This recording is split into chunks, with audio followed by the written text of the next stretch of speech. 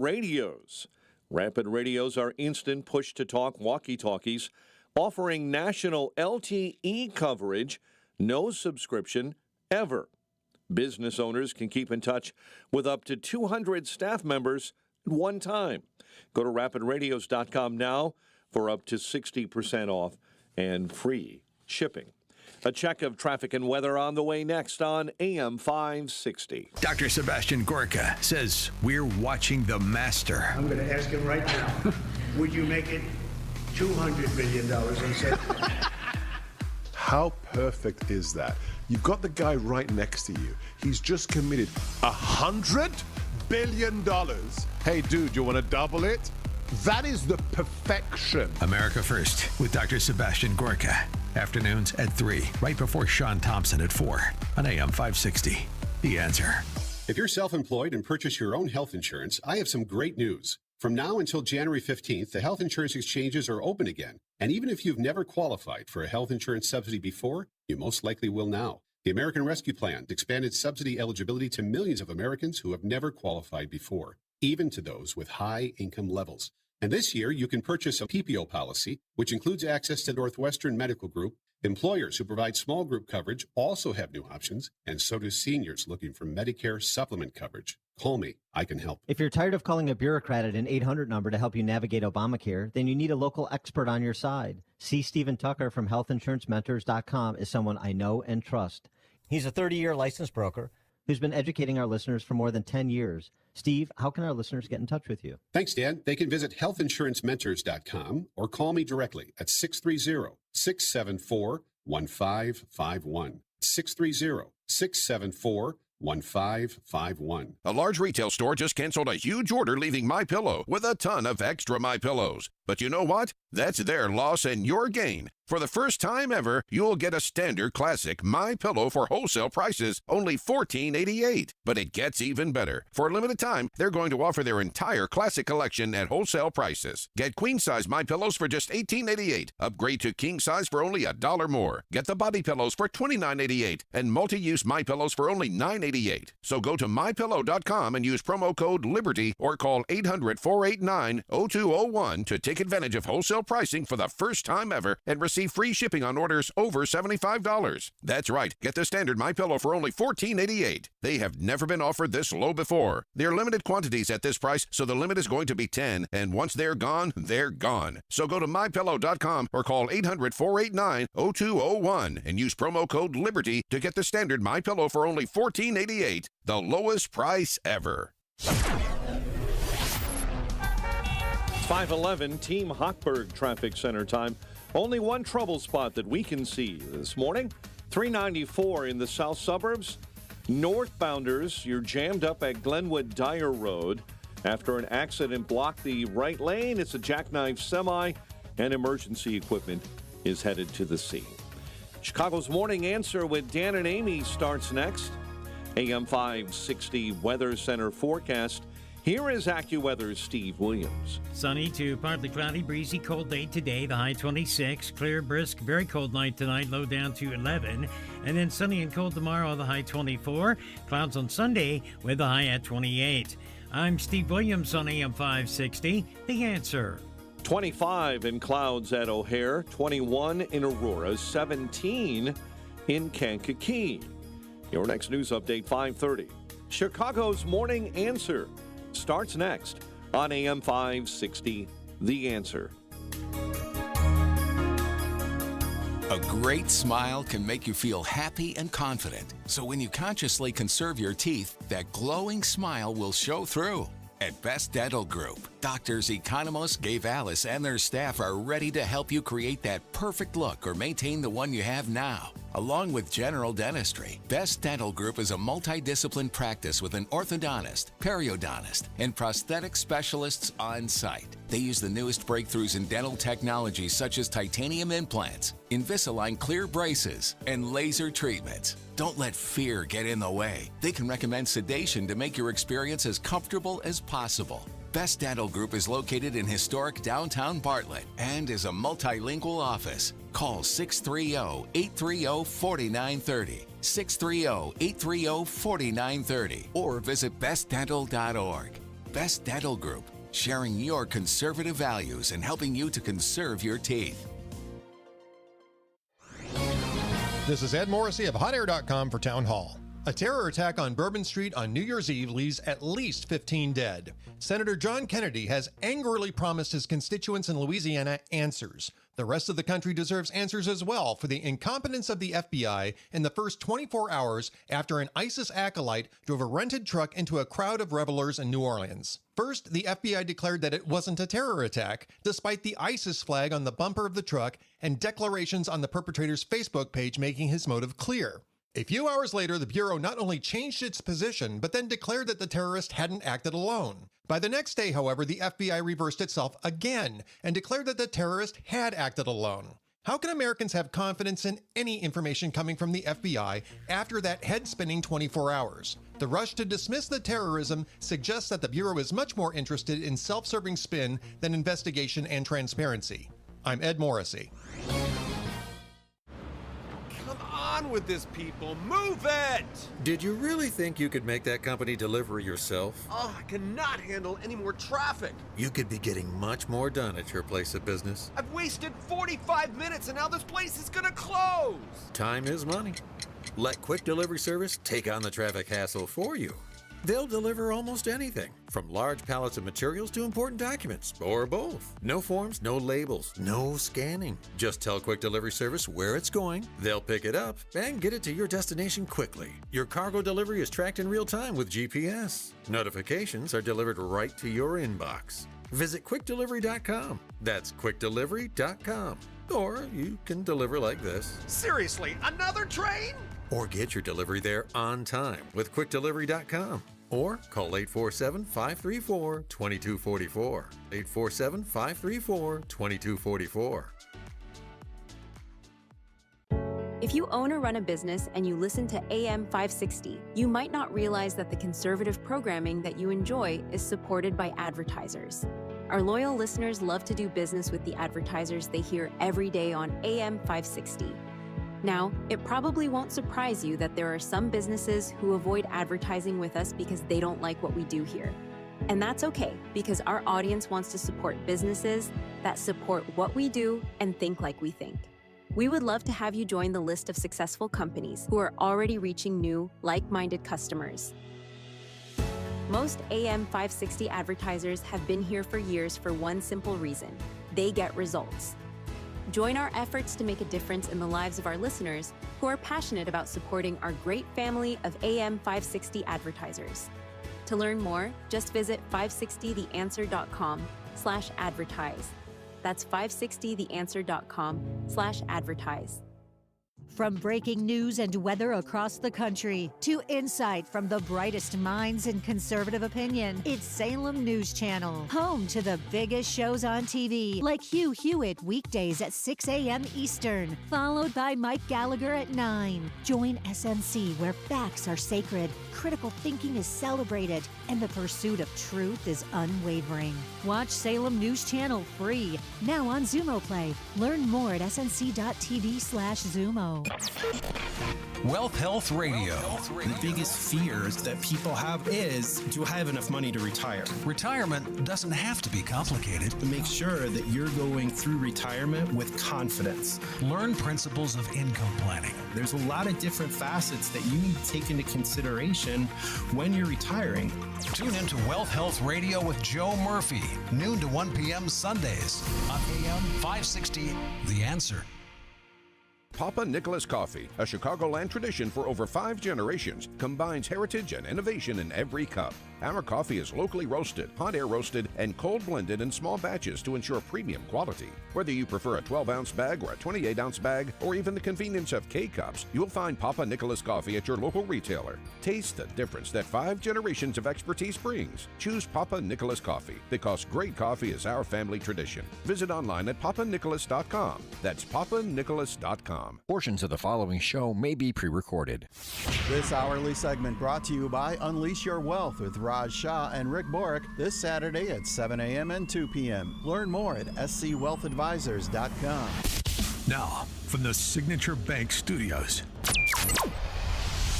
This is Chicago's Morning Answer with Dan Proft and Amy Jacobson on AM 560. The Answer.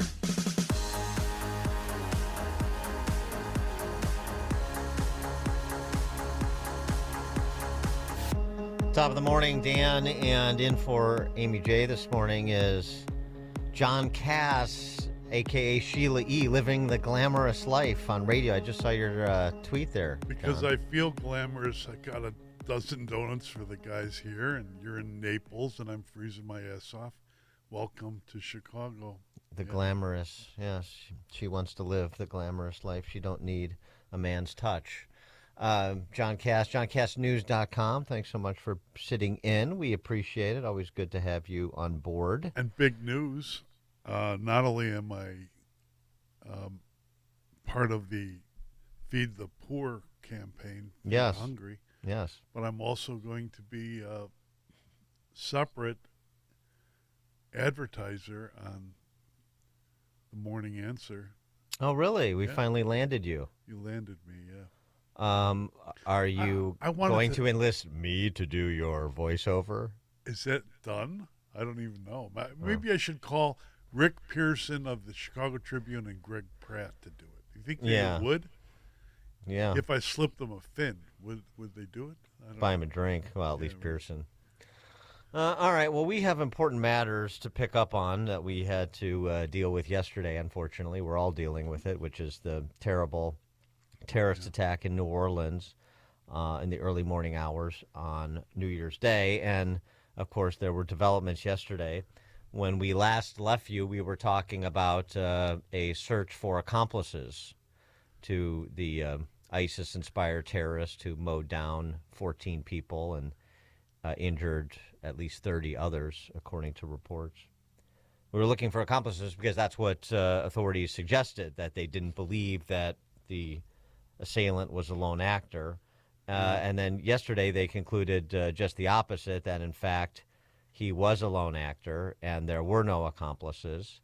This after piecing together additional information about his travels as well as his associations. I can only assume.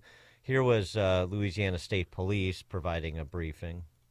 The FBI team and our law enforcement partners here are also reviewing hundreds of hours of surveillance and other video from both the French Quarter and other locations. As for a timeline, at this point, investigators believe Jabbar picked up the rented F-150 in Houston, Texas on December 30th. He then drove from Houston to New Orleans on the evening of the 31st, and he posted several videos to an online platform proclaiming his support for ISIS. There were 5 videos posted on Jabbar's Facebook account, which are time-stamped beginning at 1:29 a.m. and the last at 3:02 a.m. In the first video, Jabbar explains he originally planned to harm his family and friends, but was concerned the news headlines would not focus on the, quote, war between the believers and the disbelievers, end quote. Additionally, he stated he had joined ISIS before this summer. He also provided a will and testament. So you get a little bit more of the timeline there and of confirmation on the motivations. So we don't have to rely on, for example, Assistant Special Agent in Charge Althea Duncan to tell us that it wasn't a terrorist attack. That will live in FBI infamy. And then additionally, they went on to suggest that what they believed were perhaps accomplices that were placing these homemade bombs in coolers around the French Quarter. What they saw were as accomplices turned out to be innocent bystanders, just people in the crowd milling about. And it was apparently, one is left to believe, that it was the assailant, the lone wolf terrorist, who had left those coolers in the places they were left that police ultimately found, thankfully, before they went off and detonated safely.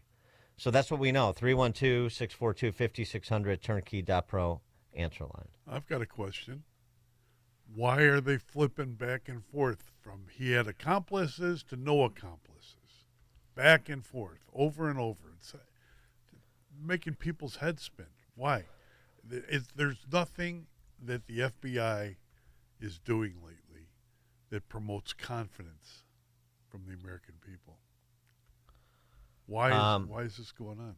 Well, I mean, I can understand sort of the fog of war. Everything is couched with the caveat, what we know at this time, this is early stages of investigation. You can think one thing, your intuition can tell you one thing, and then when you actually get about the business of investigating, it turns out to be something different than what you initially thought. So that's fair. I mean, you want investigators to go where the facts lead. It's just unfortunate that you had that Althea Duncan say initially, despite what the layman said, the mayor of New Orleans, layman, said, we were subject to a terrorist attack, which is what happened. Althea Duncan had to know what the mayor knew, what everybody else knew, which is you had an ISIS flag and an F-150. That is not part of the standard package, and that was a terrorist attack.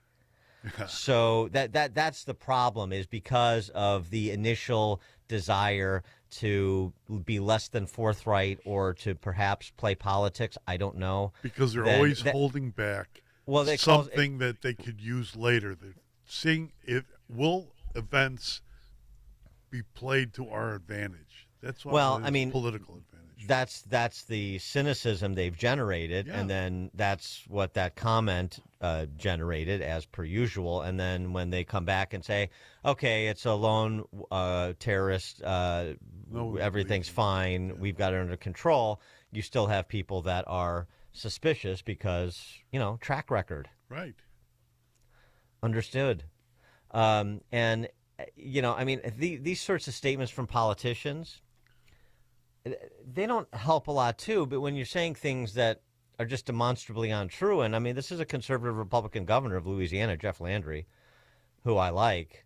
But the statement he made yesterday on Fox and Friends in advance of, the Sugar Bowl, and as things were still being pieced together.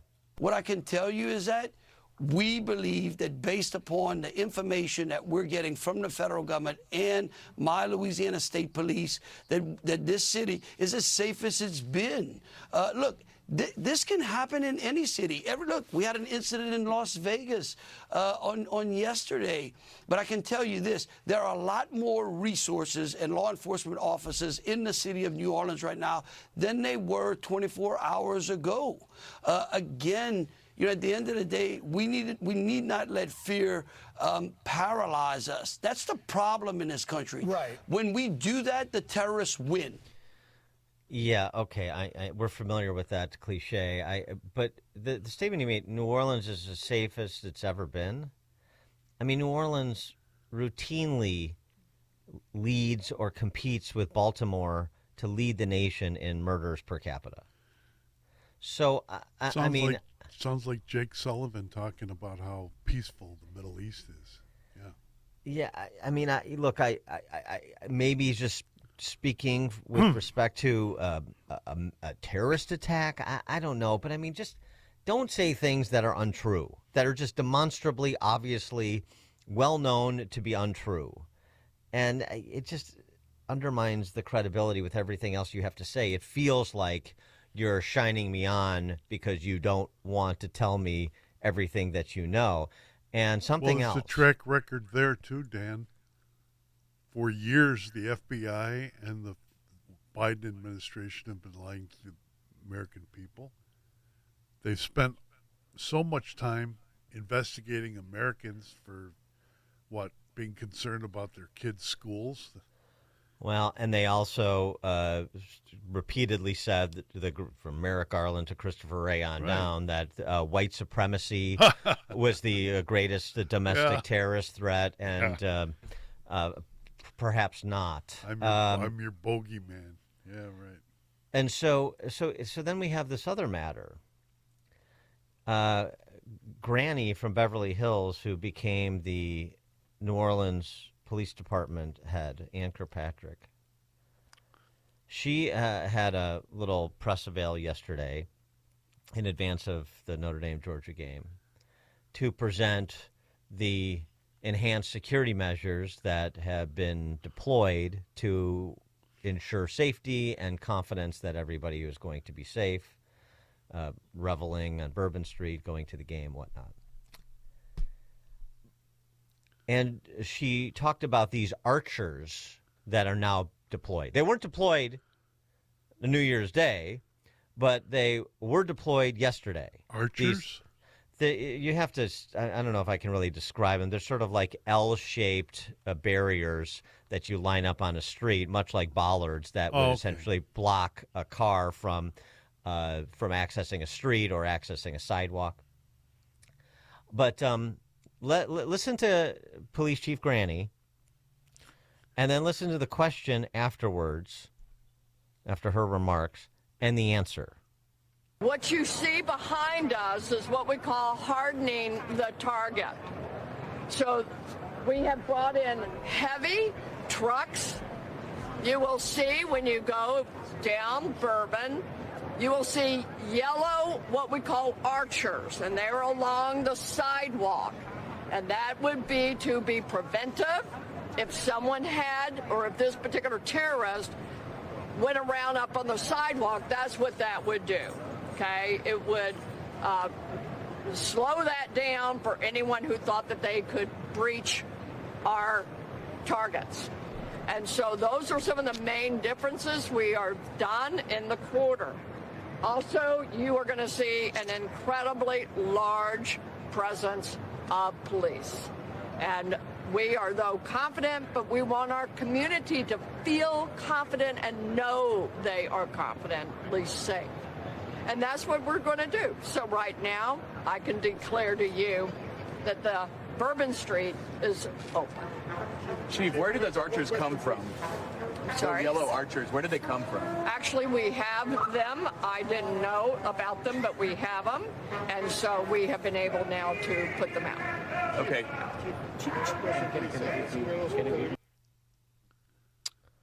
We have them. We had them. I didn't know. Now we're putting them out. So I go back to a comment I made yesterday in our conversation with Charles Thomas, that the planning for security in the French Quarter for the occasion of New Year's Eve, for the occasion of the Sugar Bowl game, is a local law enforcement matter, maybe local and state. And you had, as was reported, the bollards removed because they weren't up to grade, according to the city of New Orleans, back in November, and not replaced. But you had these archers that could have been deployed rather than just a squad car covering some of the street, maybe with some, flimsy cones too, according to eyewitnesses, that the attacker was able to go right around and get to the carnage. You could have had these archers deployed where you had removed the bollards so as to provide the same protection. But you didn't do it, and in part, you didn't do it because your police chief didn't even know you had the equipment. That's a problem. 312-642-5600, turnkey.pro, answer line and text line. We'll take your calls on those comments, get more of my comments and John Cass's as well, as we fold now in what we know about the Cybertruck explosion in front of the Trump International in Las Vegas and the comparison contrast between the two events. That's happens at 5:38. Now we check the headlines with Mike Scott. It is 5:32 here in Chicago. Hospital staff say 30 people, including children, may have been killed by Israeli airstrikes overnight and into this morning. Air sirens are also sounding across Israel this morning. Stalled ceasefire talks had been set to resume. The chief of police in Washington, D.C. this morning saying his department will operate at a heightened level of security through at least the end of this week. It comes ahead of several high-profile events there, including next week's state funeral for former President Jimmy Carter. The FBI says, as far as they've seen, there are no links between the deadly attack in New Orleans and the Tesla Cybertruck explosion outside a Trump property in Las Vegas. Las Vegas Sheriff Kevin McMahill says They're still waiting on more information. And so as I'm calling it now, the subject or person of interest, I will not come back until I have the confirmation through DNA or medical records that this is indeed, in fact, the subject inside of the vehicle. The suspect in the Bourbon Street attack has been identified as a U.S.-born citizen, also an Army veteran. FBI Director Assistant Christopher Reyes saying they believe the suspect, at this point, did not have any help. We do not assess at this point that anyone else involved in this attack is involved in this attack except for Shamsuddin Jabbar, the subject you've already been briefed on. The 42-year-old suspect is said to have targeted members of the public rather than pursuing his original plan to attack friends and family, to assure that media headlines surrounding the incident focused on, quote, a war between believers and disbelievers, end quote. The 119th U.S. Congress will be sworn in today. The new 2-year term will get underway after the House members are sworn in. First, they'll have to elect a speaker. Right now, it's not clear if Republican Mike Johnson has the votes needed. However, Johnson is confident. My conversations with my colleagues have gone great. And a lot of members have come in very thoughtfully, in good faith, with process improvements and things they'd like to see differently. In other news, we're watching this morning, a blast of winter weather will chill much of the country in the coming days. A blast of polar vortex airs coming in from Canada. There's a bunch of broccoli now under recall. Bags of market-side, ready-to-eat broccoli florets sold at Walmart. They may be contaminated with listeria in about 20 states. Family and friends are saying goodbye here to fallen State Trooper Clay Carnes. We wish that we were not here. We wish that we didn't have to arrest anyone and charge anyone with failing to slow down and move over. We wish we did not have to have a funeral. State Police Director Brendan Kelly joining with hundreds of other officers for a visitation held yesterday for Carnes in Orland Park. His funeral will take place today at the Parkview Christian Church in Orland Park. And a City of Chicago council member is demanding all street fairs and festivals here use stronger safety measures after the deadly New Year's Day terror attack in New Orleans. 15th Ward Alderman Ray Lopez is calling on the Department of Cultural Affairs to require all outdoor events to install mobile vehicle barriers or jersey walls to close off streets. Chicago sports, number 20 Fighting Illini poured it on in a rout of number 9 Oregon in Eugene, 109-77, while Northwestern lost a tight Big Ten battle to Penn State, 84-80. Notre Dame handled second-ranked Georgia in the college football playoff quarterfinal at the Sugar Bowl in New Orleans, 23-10. The news, a service of Valdecast Windows for the discerning homeowner looking for high-quality and professional-level window replacement service. Contact Valdecast Windows, your award-winning Platinum Elite Pella certified contractor. Valdecast.com. A check of traffic and weather on the way next on AM 560. Larry Elder sees Trump already getting tough. If they're paying their bills and if I think they're treating us fairly, the answer is absolutely, I'd stay with NATO. And Barack Obama complained about NATO not paying its bills. George W. Bush complained about NATO not paying its bills. Donald Trump complained about NATO not paying their bills. And guess what? NATO began to step up and paying their bills. The Larry Elder Show, weeknights at 8, right before Sean Hannity at 10 on AM 560. The Answer. As we near the end of the year, many families in Latin America and the Caribbean are struggling just to get by. Inflation, food shortages, and natural disasters have left parents unable to feed their children or access water. When the kids go to bed and we just stay in the night talking about how it's very hard to see my kids go to bed with hunger and not having something to give to them. For over 40 years, Food for the Poor has stood alongside families like these. Gifts of $500 from AM 560 listeners have already provided food for 10 children for an entire year. Now we're asking for your help with the next 4. Your one-time gift of $200 provides life-saving food for 4 children for a year and helps the community get water closer to home.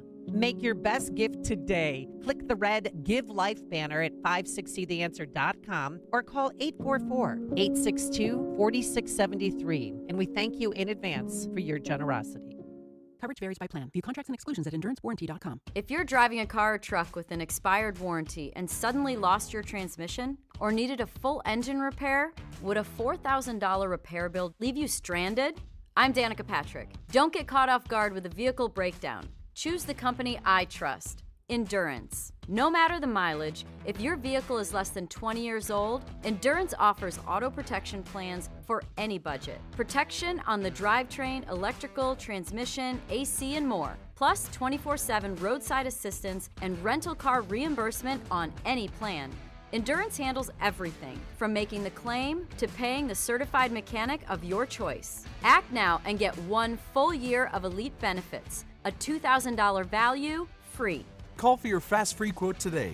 Call 800-289-6016. That's 800-289-6016. 800-289-6016. A great smile can make you feel happy and confident. So when you consciously conserve your teeth, that glowing smile will show through. At Best Dental Group, Doctors Economos, Gavalis, and their staff are ready to help you create that perfect look or maintain the one you have now. Along with general dentistry, Best Dental Group is a multidiscipline practice with an orthodontist, periodontist, and prosthetic specialists on site. They use the newest breakthroughs in dental technology such as titanium implants, Invisalign clear braces, and laser treatments. Don't let fear get in the way. They can recommend sedation to make your experience as comfortable as possible. Best Dental Group is located in historic downtown Bartlett and is a multilingual office. Call 630-830-4930, 630-830-4930, or visit bestdental.org. Best Dental Group, sharing your conservative values and helping you to conserve your teeth. Nothing makes a gathering great like Eggland's Best Eggs. They're just so delicious with better nutrition, too.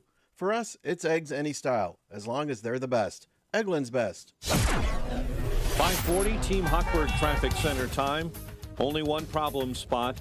It's where we're seeing some light snow showers right now in the far south suburbs. Glenwood Dyer Road, northbound 394, a jackknife semi is in the ditch. Chicago's Morning Answer with Dan and Amy continues next. AM 560 Weather Center forecast. Sunny to partly cloudy, breezy and colder, a high of 26. Currently 25. Next news at 6. Chicago's Morning Answer continues next on AM 560 The Answer. Now, from the Signature Bank Studios. If you're looking for the latest news, insight into what it means, and the sharpest opinion, there's only one station in Chicago where you can turn, and it's this one. We're AM 560, The Answer.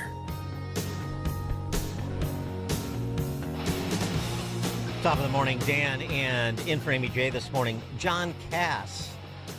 Yes, the man behind JohnCassNews.com, that John Cass.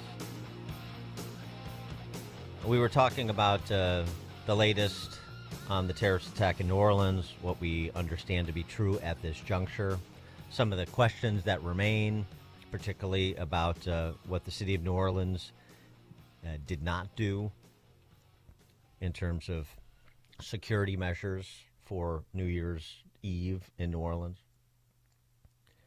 Now let's fold in Las Vegas and the Cybertruck explosion in front of the Trump International Hotel there.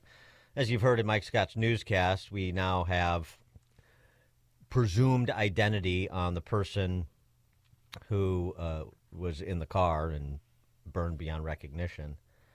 And this is a real head-scratcher to me. The individual identified is a decorated Special Forces officer, Green Beret, with he was a recipient of the Bronze Star. According to everything I've read, he had a pristine military record. He had a good academic record as well. And yet the belief is He rented that Cybertruck. He drove it in front of and they've got surveillance video of him driving around Vegas to the Trump International Hotel.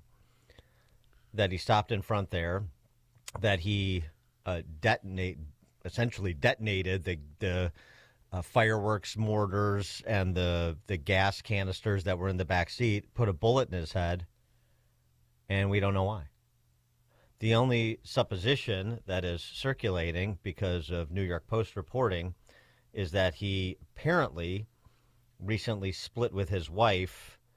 The report is that he left his Colorado Springs home the day after Christmas following an argument with his wife over apparent infidelity. His wife, he has a baby daughter with, or he had, told him that she knew he had been cheating, according to sources who spoke with the New York Post. After leaving Colorado, he rents the Cybertruck through the same app which used the Turo app that the terrorists in New Orleans used to rent the F-150. Made his way to Vegas, parking in front of the hotel, detonated explosive stashed in his truck, shooting himself in the head, and that's what we know. Bizarre, to say the least. By the way, there were some conservatives, too, jumping to conclusions they shouldn't have, suggesting that this was, Cybertruck in front of Trump International. This was a political message that he was some sort of anti-Trump special forces guy. Well, his family said he was a big Trump supporter. I mean, and just this is some of the social media, but it's out there. People can say what they want. There's suggestions he was like part of his current post was to sign up contractors for the to assist Ukraine in repelling the Russians, and he wore, like a Glory to Ukraine T-shirt in one picture. Well, so what? You can be a Trump supporter and also want Putin kicked out of Ukraine. I mean, let's not jump to conclusions. Plus, his family saying that, in fact, he was a big supporter. The uncle telling the Independent across the pond he's confused because his nephew could rig a bomb to blow up half of the hotel if he really wanted to do damage. He used to have all this patriotic stuff on Facebook. He was 100% loving the country. He loved Trump. He was always very, very patriotic soldier, patriotic American. It was one of the reasons he was in special forces for so many years. It wasn't just one tour of duty. Both of these individuals had extended time in the military, and and particularly to rise to Green Beret. I mean, that is no easy feat. And to the point that his uncle made about if he wanted to do real damage, he could have. He had the skills. This is what Assistant Special Agent for the ATF said about the devices, if you will, in the Cybertruck. I just want to be careful with my language here, but the level of sophistication is not what we would expect from an individual with this type of military experience. That most of the materials inside that Tesla were fuel to help fuel a greater explosion. But it's too early to answer any question as if there was sophisticated connectivity to those components to make it ignite in the way that it did. And that actually makes sense to me because he has this expertise. He didn't use it to hurt people. He just used it to hurt himself for some reason. And he renting the Cybertruck too. One of the things, and Elon Musk tweeted about this, one of the things that Elon Musk knows, and he apparently knew, maybe, because it didn't seem like he wanted to hurt anybody else. I mean, some people did get hurt with the explosion, but what the damage he could have done, because the nature, and you saw it in the wreckage from after the fire, the nature of the trunk, if you will, in the Cybertruck is that, the explosion blows upward. It doesn't blow out and create shrapnel like it would perhaps in an ordinary car, and maybe this guy knew that. I mean, this one is just, unless it was just limited to the situation with the family, this one is really inexplicable to me. 312-642-5600, turnkey.pro answer line. I just wish people would not watch like old movies like The Shooter with Mark Wahlberg before commenting, because it seems like a lot of nonsense in the air. We don't know what happened. You don't know what happened. In terms of what's in his mind. I don't. Right. I don't put you in that group, Dan. Yeah. But you don't. We're just talking about what we know, and then there's speculation about what we don't know, and maybe some of these dots connect, maybe they don't. But it's just a tragic case. I mean, in both instances, we mentioned this yesterday with respect to the terrorist attacker in New Orleans. He's 4 years removed from posting YouTube videos about how he's the real estate agent you can trust. And the New Orleans guy, yeah. Yeah, and as you hear from police, we played before Mike Scott's news, that he had, I guess, gotten radicalized somehow, maybe online, I don't know, maybe at the local mosque, and had affiliated with ISIS as of this spring. And his family, if you take them at face value, and I don't know any better than not to, brother and father who spoke to the press, shocked, and no idea. Something just on that, one other item that is interesting and worth noting. The mosque that the terrorist attacker in New Orleans is affiliated with put out a statement. I'm sure many of you have heard about the tragic events that took place, being classified as an act of terror by the FBI. I want to emphasize the importance of everyone to stay vigilant and aware of your surroundings. If anyone is contacted by the media, it's very important you do not respond. If approached by the FBI and a response is necessary, please refer to CARE, the Council on American Islamic Relations. It's crucial we stay united at this time as we condemn these terrible acts. Please stay safe. Our friend Scott McKay, who's down in Louisiana, writes the Hayride, he's also with The Spectator. Right. He tweeted about this statement saying, this is from a mosque that where the NOLA terrorists attended. It's a known, quote-unquote, bad mosque, and they apparently decided they want CARE speaking for them and not to cooperate with law enforcement. I'm all for, making sure you have a lawyer, or if you have some to ensure your rights are protected or something like that. But it seems to me, from a religious institution, in the wake of these acts that they condemn, if anybody has any information that would be helpful to authorities, keep your mouth shut, right? Well, that's what they're saying. But what I'm saying is, you would expect an announcement to be, if anybody has information that could help authorities in this investigation, help them better understand what happened, why it happened, please contact us. We'll provide an attorney, and you can go to the police and tell them what you know. Don't you want to be a good citizen as a member of this mosque in New Orleans? It's curious. I'd like to know more about that mosque. When's the last time you talked to a friend you've had on the show many times, Zuhdi Jasser? Yeah. Dr. Zuhdi Jasser. Doctor, yeah. Well, we'll have to get him back on to address this in pertinent part. Mm-hmm. So we have, but we have local law enforcement in New Orleans. We've got some questions about. We got the FBI. We've got some questions about. We've got this mosque. We've got some questions about. This feels very post 9/11, although ISIS doesn't present nearly the threat that it did in that time period. So I don't want to overstate it.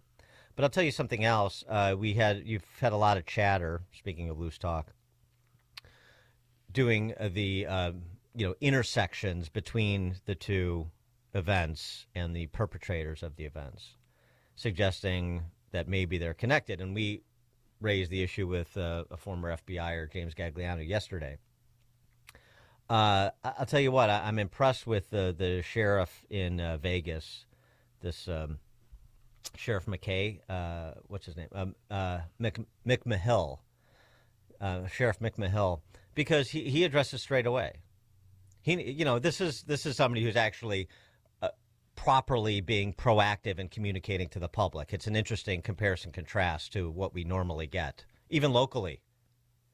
Maybe the DuPage County Sheriff Jim Mendrick would like to take a little bit of a tutorial from this sheriff here in Las Vegas.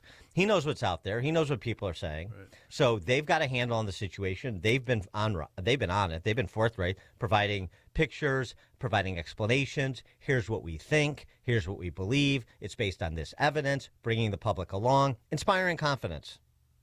And the other thing he's willing to do, which we didn't get in New Orleans, certainly not from the FBI in either situation, is address this straight away. Is there a connection between Vegas and New Orleans? In the social media world, and there are a number of things in this case that are similar to the attack in New Orleans.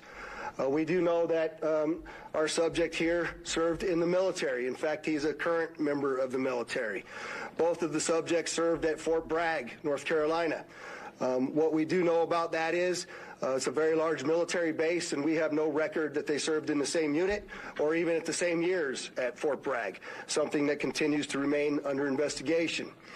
I also know that they both served in Afghanistan in 2009. We don't have any evidence that they were in the same province in Afghanistan, the same location, or the same unit. Again, something else that remains under investigation. And we also know, of course, that they both used the rental company Turo to rent their vehicles. As far as his military background, it's been confirmed by DOD that he was indeed in the United States Army. He was also a Green Beret operations sergeant who spent most of his time at Fort Carson, Colorado, and in Germany. He was on approved leave from Germany, where he was serving with the 10th Special Forces Group. Let's acknowledge what we know. And let's provide conclusions where we are confident. And if we're not confident, then we'll say that these things are true, but we don't know what they mean right now. That's how you do it, right there. That's how you build confidence. 100%. Right. And you know, and it's I think it's highly unlikely the two are connected. Well, and just because the New Orleans guy was he was an IT specialist. He's a paper pusher. And the other guy, the Tesla, was a Green Beret, a warrior.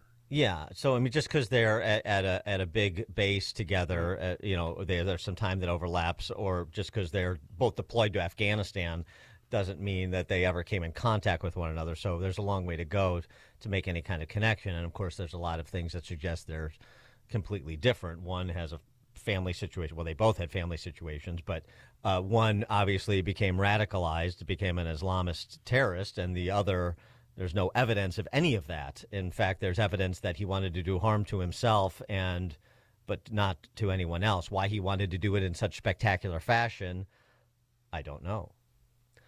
Tony in Downers Grove. Well, Dan, Happy New Year. Don, Happy New Year. I know this is simplistic, Dan. It has layers, but I said it. I'll say it again. We don't have an immigration problem. We have a cultural problem, and it's just going to continue. I know it's simplistic, but that's my belief. Okay. Thanks for the call, Tony. George, Naperville. Yes, Dan, with all that expertise in New Orleans, at least we didn't hear this to soothe our fears. Most radicalized Muslims are peaceful. And I have a suggestion for John to do his voiceovers. How about how he rehabilitates George Stephanopoulos and brings him on the scene? There you go. Not going to happen. Mm-hmm. I would rather be skinned alive than give that. I can't even say the word in public.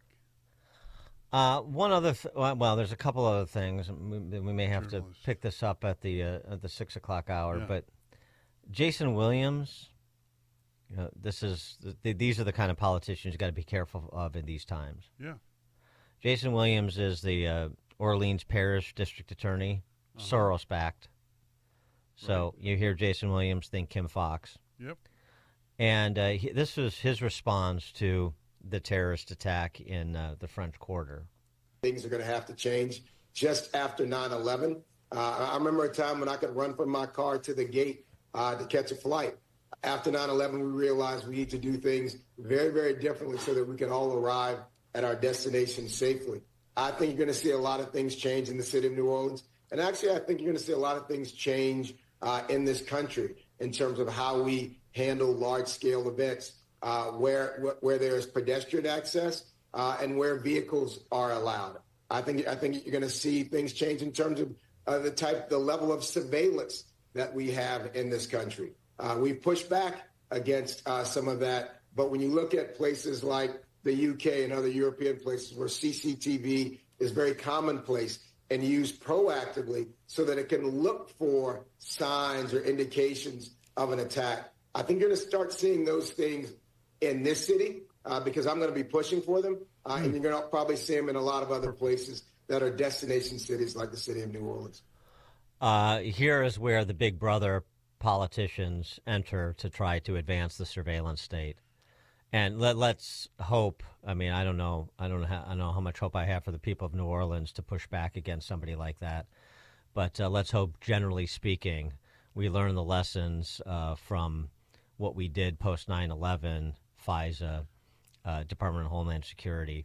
You remember there were the federalization of airport security. Let's hope we learn some of the lessons and we don't advance more central power and more and inculcate more of a surveillance state than we already have. The designation of left and right doesn't work anymore here. It's all about this is the establishment, and they want to establish more control. Coming up at 6:06, we'll continue on this topic, take more of your calls. You have to hear the Sugar Bowl message from the corporate sponsor, the Allstate CEO, Tom Wilson, that you will hear at 6:06. Now we check the headlines with Mike Scott. Visitation held for the fallen Illinois State Trooper Clay Carnes. WIND Chicago News Time, 6 o'clock. He went from an Army veteran to an ISIS terrorist. I'm Dave Anthony, Fox News, and that's the focus, the investigation into the New Orleans New Year's Day terror attack. Trying to put together a timeline for how and when this suspect, a U.S. Army veteran, became radicalized to the point that he carefully planned out a massacre here on Bourbon Street. Fox's Garrett Tenney, where Shamsuddin Jabbar drove a truck into a crowd, killing 14 people, injuring at least 35 more until police killed him. Fox News spoke to the brother of Shamsuddin Jabbar, and he told our colleague Brooke Taylor that it was chilling, shocking, and heartbreaking to learn from the FBI that Shamsuddin initially planned to attack his friends and family before ultimately deciding to attack Bourbon Street because it would create better headlines for the, quote, war between the believers and the disbelievers. No connection has been found from Jabbar to the U.S. Army soldier in the Cybertruck explosion in Las Vegas New Year's Day. Matthew Livelsberger shot himself inside that truck before it blew up, injuring 7 others. In Fullerton, California, 2 people were killed when a small plane crashed into a warehouse. What the? A fire erupts from the ceiling inside. Fullerton Tower, RV-75, immediate landing required. The pilot requested an emergency landing from air traffic control moments before impact into a business. Matthew Seedorf with Fox 11 TV. 19 others were injured.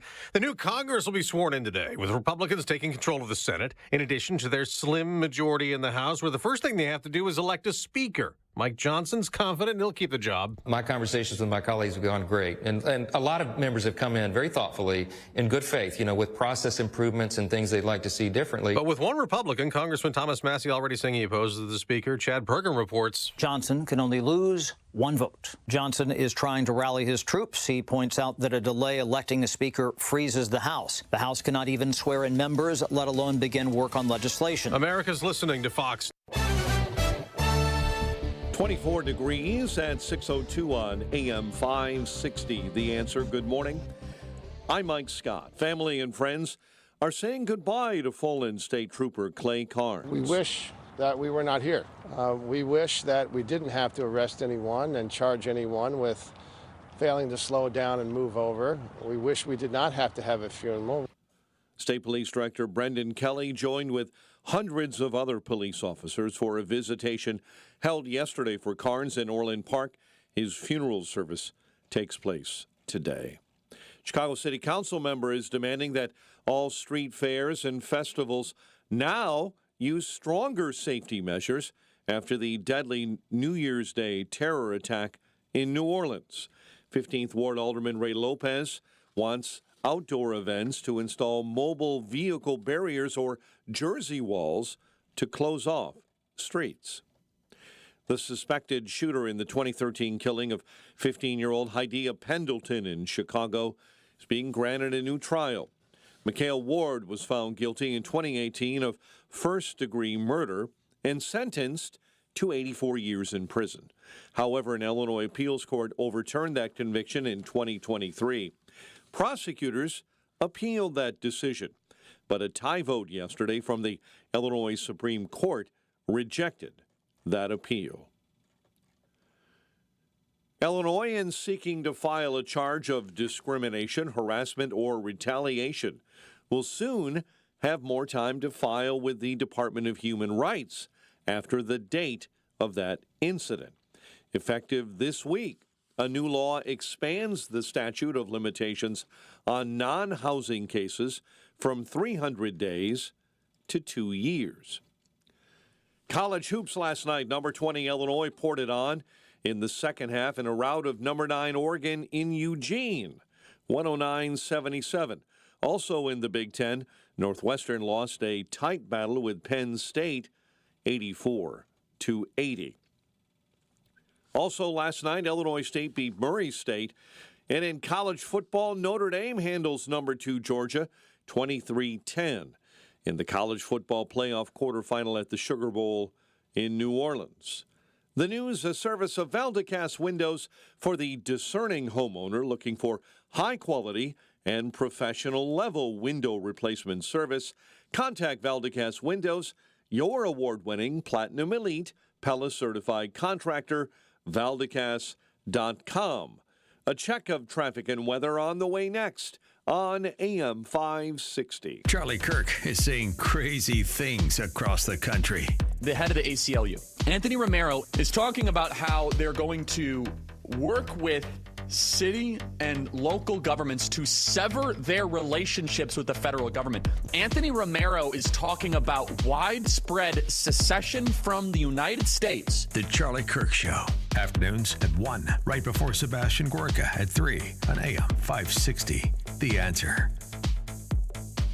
Balance of Nature supplements, changing the world one life at a time. I am a senior citizen, and actually I've seen the commercials, and I started taking it because I thought, well, that sounds like a really good idea.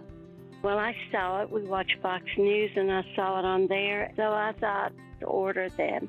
And I'm telling you, it's terrific stuff. It makes me feel good. So me and my wife both enjoy it, you know. Because I can't do it without my Balance of Nature. We've maintained it without taking a lot of food supplements we had been taking. We stopped and are just using Balance of Nature supplements.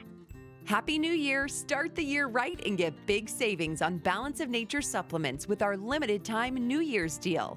Sign up as a new preferred customer to get 35% off your first preferred set, plus a free fiber and spice supplement. Go to balanceofnature.com and get this exclusive New Year's offer by using discount code Chicago. Wesley Financial Group is not a law firm. Do you find yourself stuck in a timeshare? Get the real facts about the timeshare industry and your options for cancellation. Chuck McDowell, founder of Wesley Financial Group, has put together a free information guide that reveals the secrets the timeshare industry doesn't want you to know, including the 5 ways to get rid of your timeshare. Call now and get this timeshare cancellation guide absolutely free. Call 800-893-2288. 800-893-2288. 800-893-2288. Why pay more for prescriptions? Stop overpaying and start saving with SingleCare. It's easy.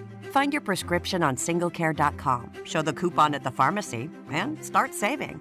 SingleCare works at pharmacies nationwide and is completely free to use, whether you have insurance or not. So the next time you fill a prescription, check SingleCare to make sure you're getting the best price. Take control of your prescription costs. Go to SingleCare.com or download the free app today. Tasty Catering invites you to come together this holiday season and celebrate with great food and great company. Since 1989, Tasty Catering has been planning memorable holiday office parties all over Chicagoland and bringing your team together this year in the spirit of the season. Their delicious holiday menu at tastycatering.com features all the amazing appetizers and entrees, savory side dishes, and decadent desserts that you'll need for the ideal holiday office party. From elegant plated dinners to casual company buffets and festive cocktail hours. customers. Stop by their Elk Grove Village Kitchen and meet their award-winning catering family and sample some of their new and classic holiday menu dishes. The experienced holiday events team is ready to take you step by step through the planning process, simply and stress-free. Don't delay. Call Tasty Catering at 847-593-2000 or view the holiday menu online at tastycatering.com. That's 847-593-2000. tastycatering.com. Holidays. Gather, eat, and enjoy together. 6:08, Team Hochberg Traffic Center time. Kennedy outbound. Car into the wall. An accident outbound at Pulaski. Bishop Ford, you're jammed up inbound 103rd into Cottage Grove. The Reagan I-88 eastbound. You have an accident with a right lane block at Cermak Road.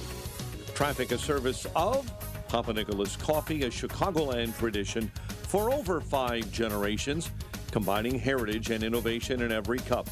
Choose Papa Nicholas Coffee because great coffee is their family tradition. Online, papanicholas.com. Chicago's Morning Answer with Dan and Amy continues next. AM 560 Weather Center forecast with Steve Williams. Sunny to partly cloudy, breezy and cold. The high today 26. Clear, brisk, a very cold night tonight. Low dropping to 11. And then sunny and cold tomorrow, the high 24. Cloudy day on Sunday with a high 28.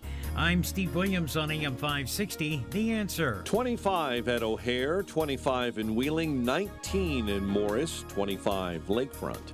Your next news update, 6:30.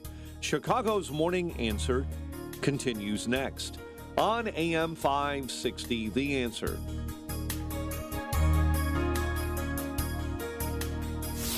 This hourly segment is brought to you by Scott Tucker Solutions and his show Retirement Decoded. Sunday mornings at 8. Learn more at scotttuckersolutions.com. Now, from the Signature Bank Studios. This is Chicago's Morning Answer with Dan Proft and Amy Jacobson on AM 560. The Answer.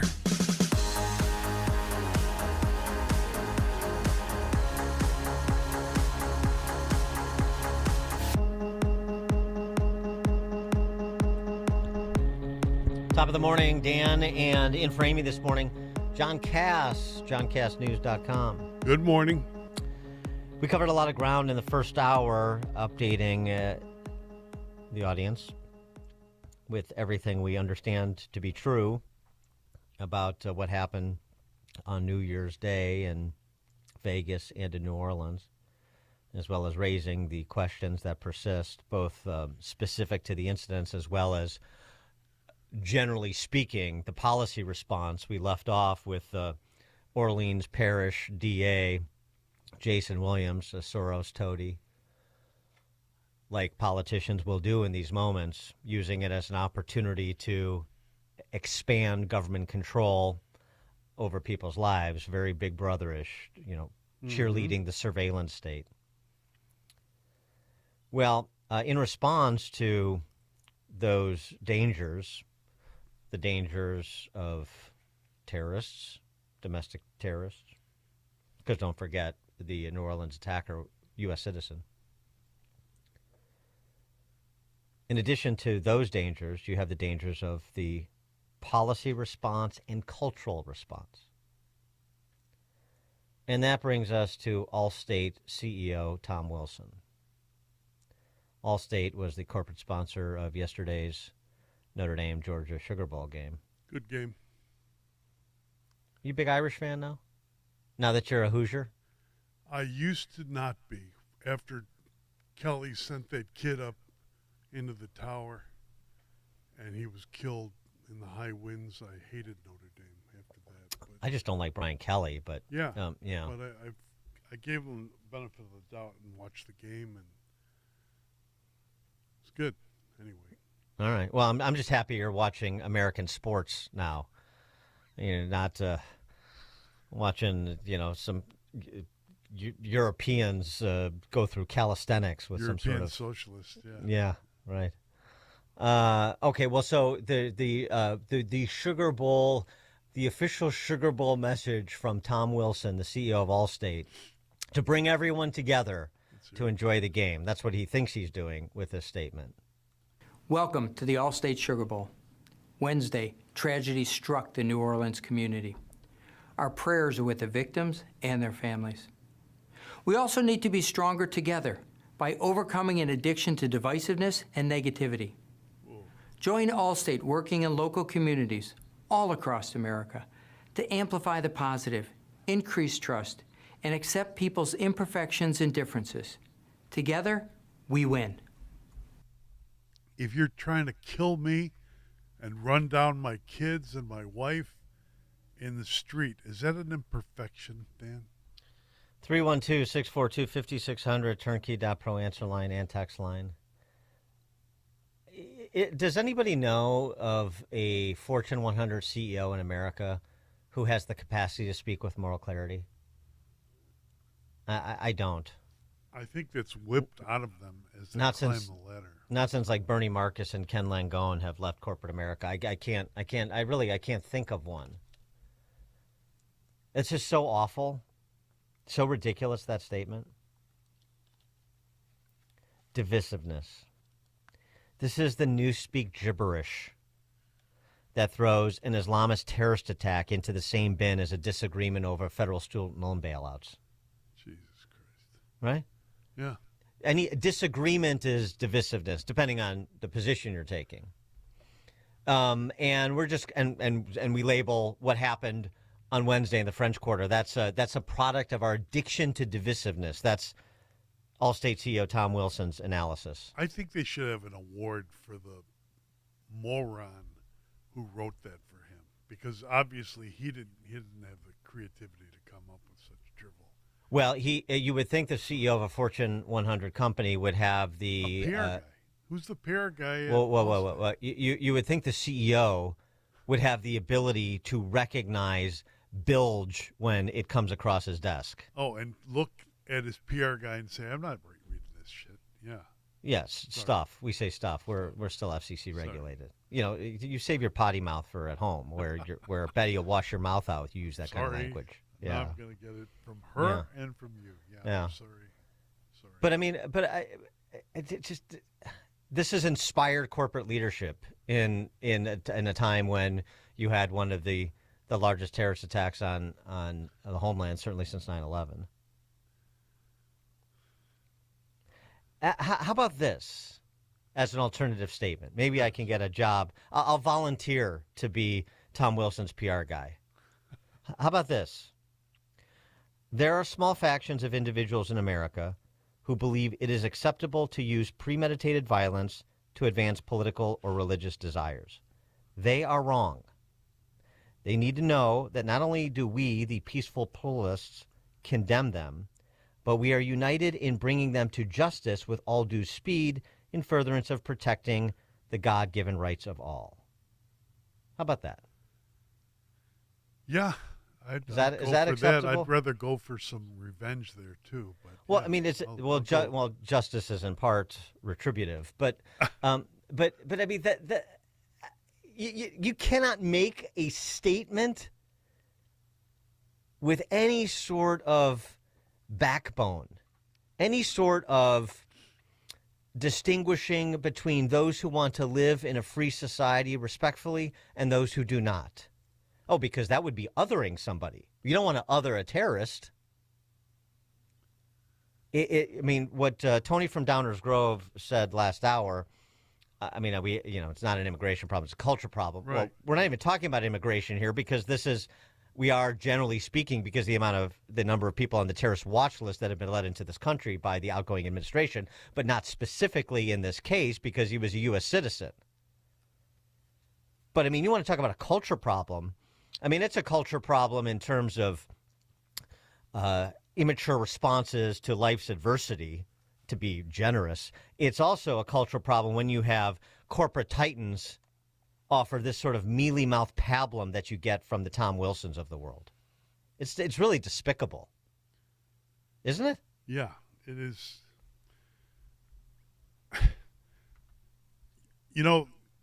You introduced many of us to C.S. Lewis years ago with your excellent commentaries on his sermon or what on men without chests.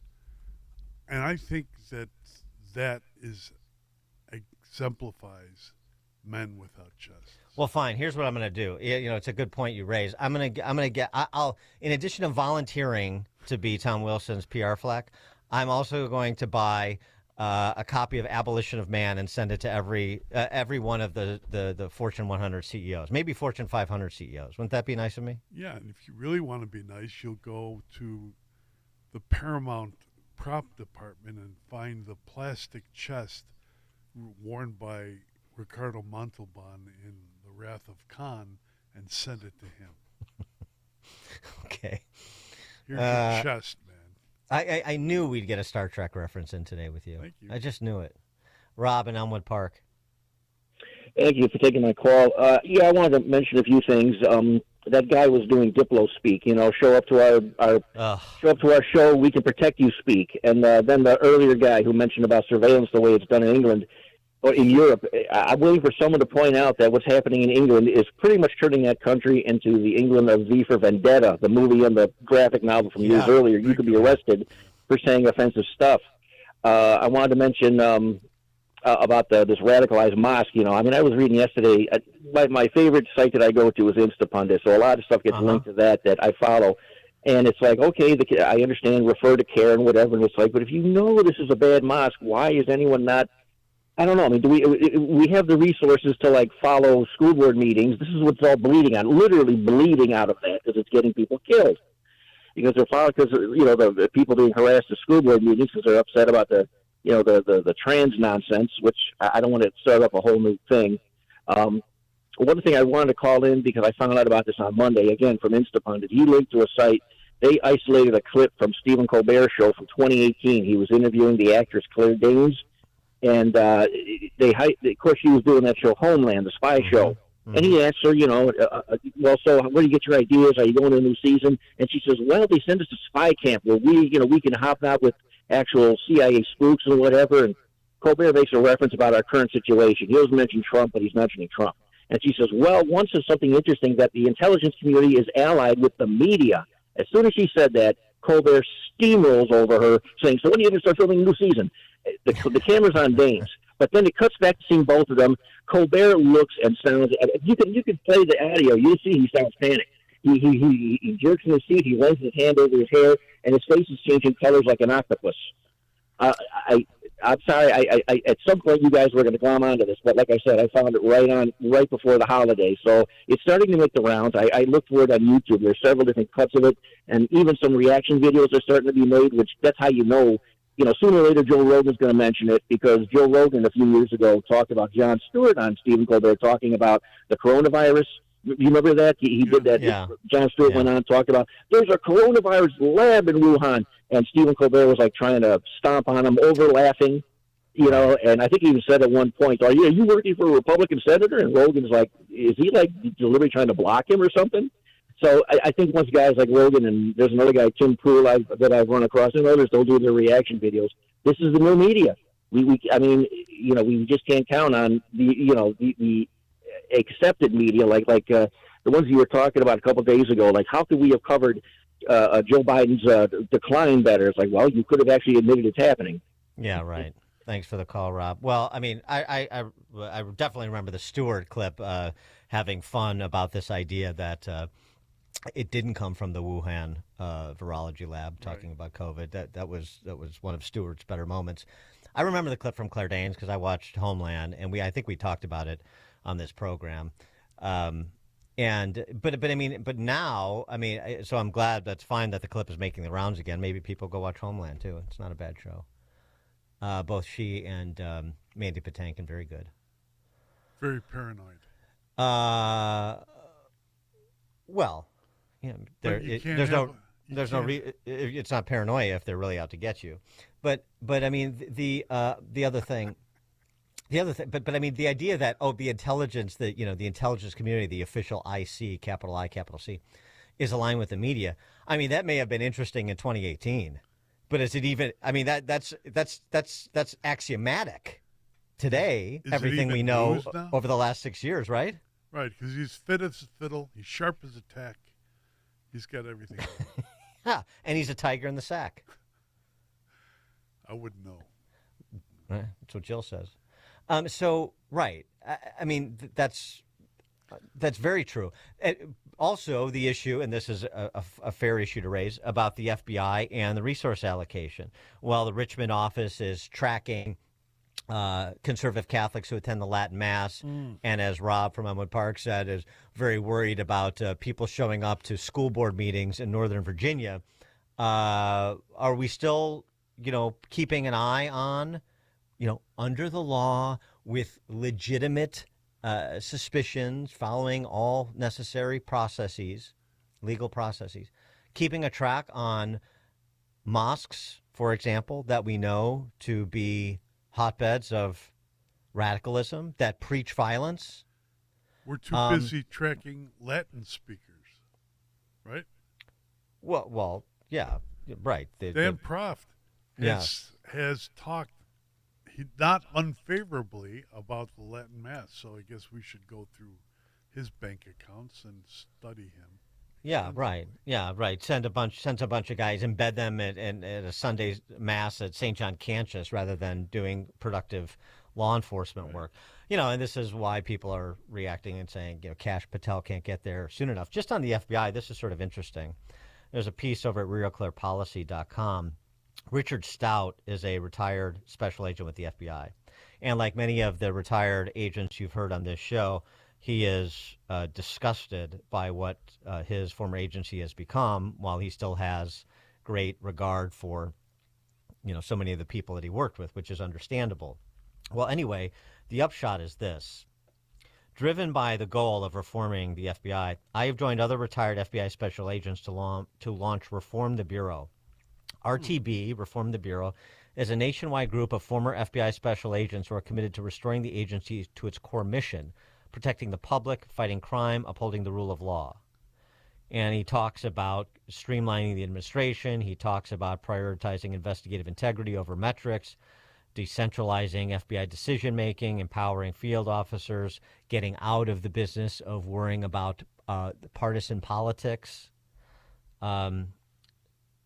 and so forth. I mean, generally speaking here, but it's nice to see that you've got credentialed men and women who wore the uniform, if you will, who walk the walk, that are now pushing, or in an organized fashion, for reform from outside. I mean, it could be a nice alliance of those who have the experience and the credentials aligning with those now in charge to really do something that is structural, that is paradigm shifting at FBI. And wouldn't that be nice? The next few weeks will be extremely interesting.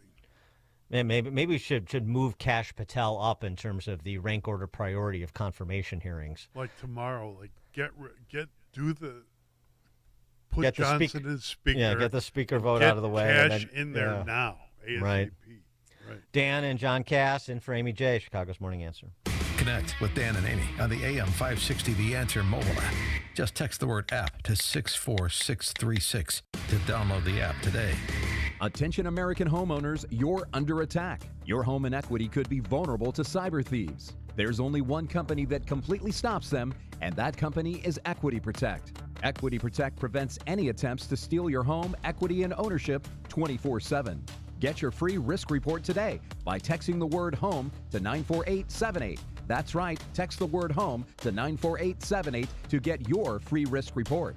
Keep your equity and legacy safe with Equity Protect. A large retail store just canceled a huge order, leaving MyPillow with a ton of extra MyPillows. But you know what? That's their loss and your gain. For the first time ever, you'll get a standard classic MyPillow for wholesale prices, only $14.88. But it gets even better. For a limited time, they're going to offer their entire classic collection at wholesale prices. Get queen-size MyPillows for just $18.88. Upgrade to king size for only $1 more. Get the body pillows for $29.88 and multi-use MyPillows for only $9.88. So go to MyPillow.com and use promo code LIBERTY or call 800-489-0201 to take advantage of wholesale pricing for the first time ever and receive free shipping on orders over $75. That's right. Get the standard MyPillow for only $14.88. They have never been offered this low before. They're limited quantities at this price, so the limit is going to be 10, and once they're they're gone, they're gone. So go to MyPillow.com or call 800-489-0201 and use promo code LIBERTY to get the standard MyPillow for only $14.88, the lowest price ever.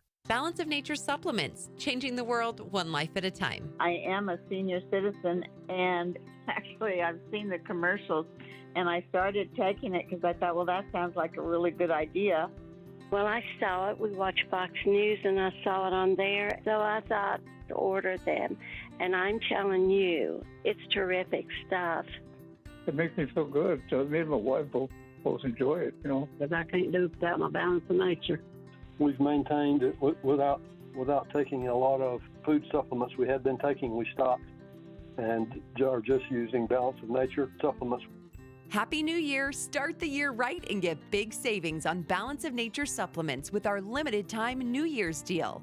Sign up as a new preferred customer to get 35% off your first preferred set, plus a free fiber and spice supplement. Go to balanceofnature.com and get this exclusive New Year's offer by using discount code Chicago. Signature Bank is Chicago's fastest growing independently owned business bank. It's a bank where relationships still matter. Signature Bank knows your name and your story. I'm Dan Proft, and I know this because Signature Bank is my business bank. I'm Jim Keene Jr. of the Mail House, Inc., a family-owned and operated digital print mail house with a specialty in political advertising and a customer of Signature Bank. We knew that getting a loan to buy our business wouldn't be easy, so we turned to one of our trusted friends for a referral. She told us about the outstanding level of customer service her business received at Signature Bank since becoming one of their first customers in 2006. Today, we couldn't be happier. Not only did Signature help us finance the purchase of the mail house, but they supported our growth as we modernized our operations in mailing as well as from traditional to digital printing. If you're looking for a great bank to grow your business, take a look at Signature Bank. Signature Bank is looking for their next success story. To learn more about turning your business vision into reality, visit signaturebank.bank. Signature Bank, helping local businesses succeed. Member FDIC, Equal Housing Lender. AM 560, The Answer. Well, Dan and John Cass in for Amy J. Before we go to the news, we go to Greg in Rogers Park. Hey, Greg.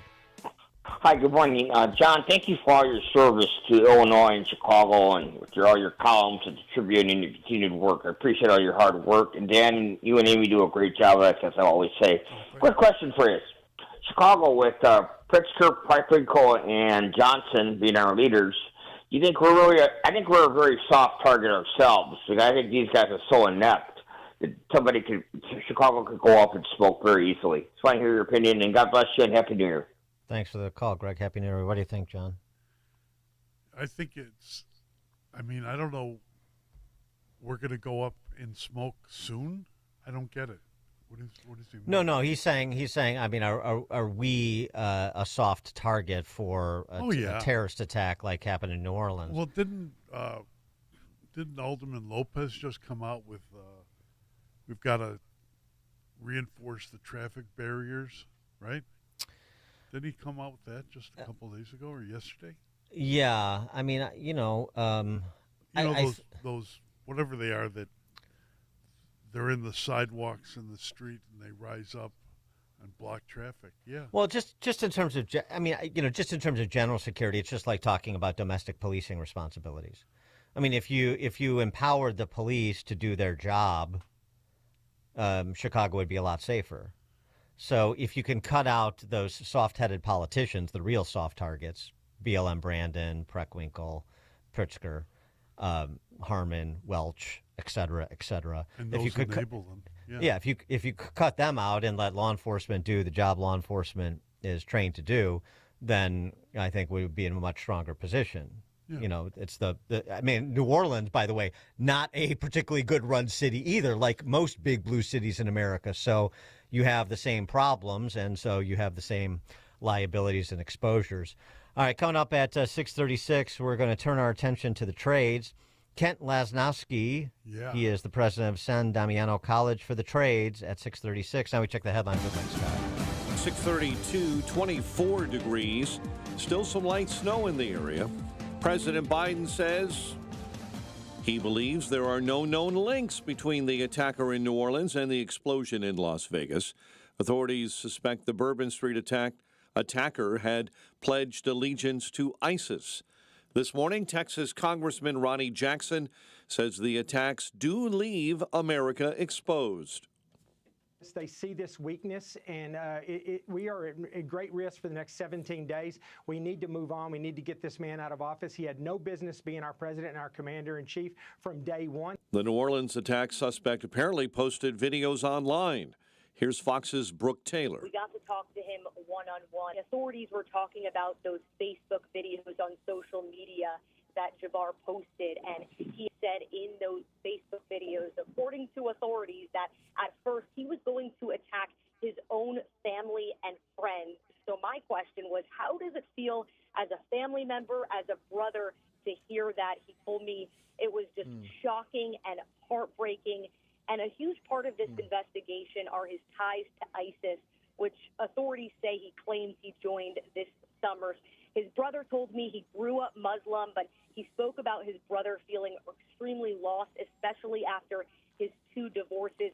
In other news, we're following 2 are dead, 19 injured after a small plane crashed through the roof of a California warehouse.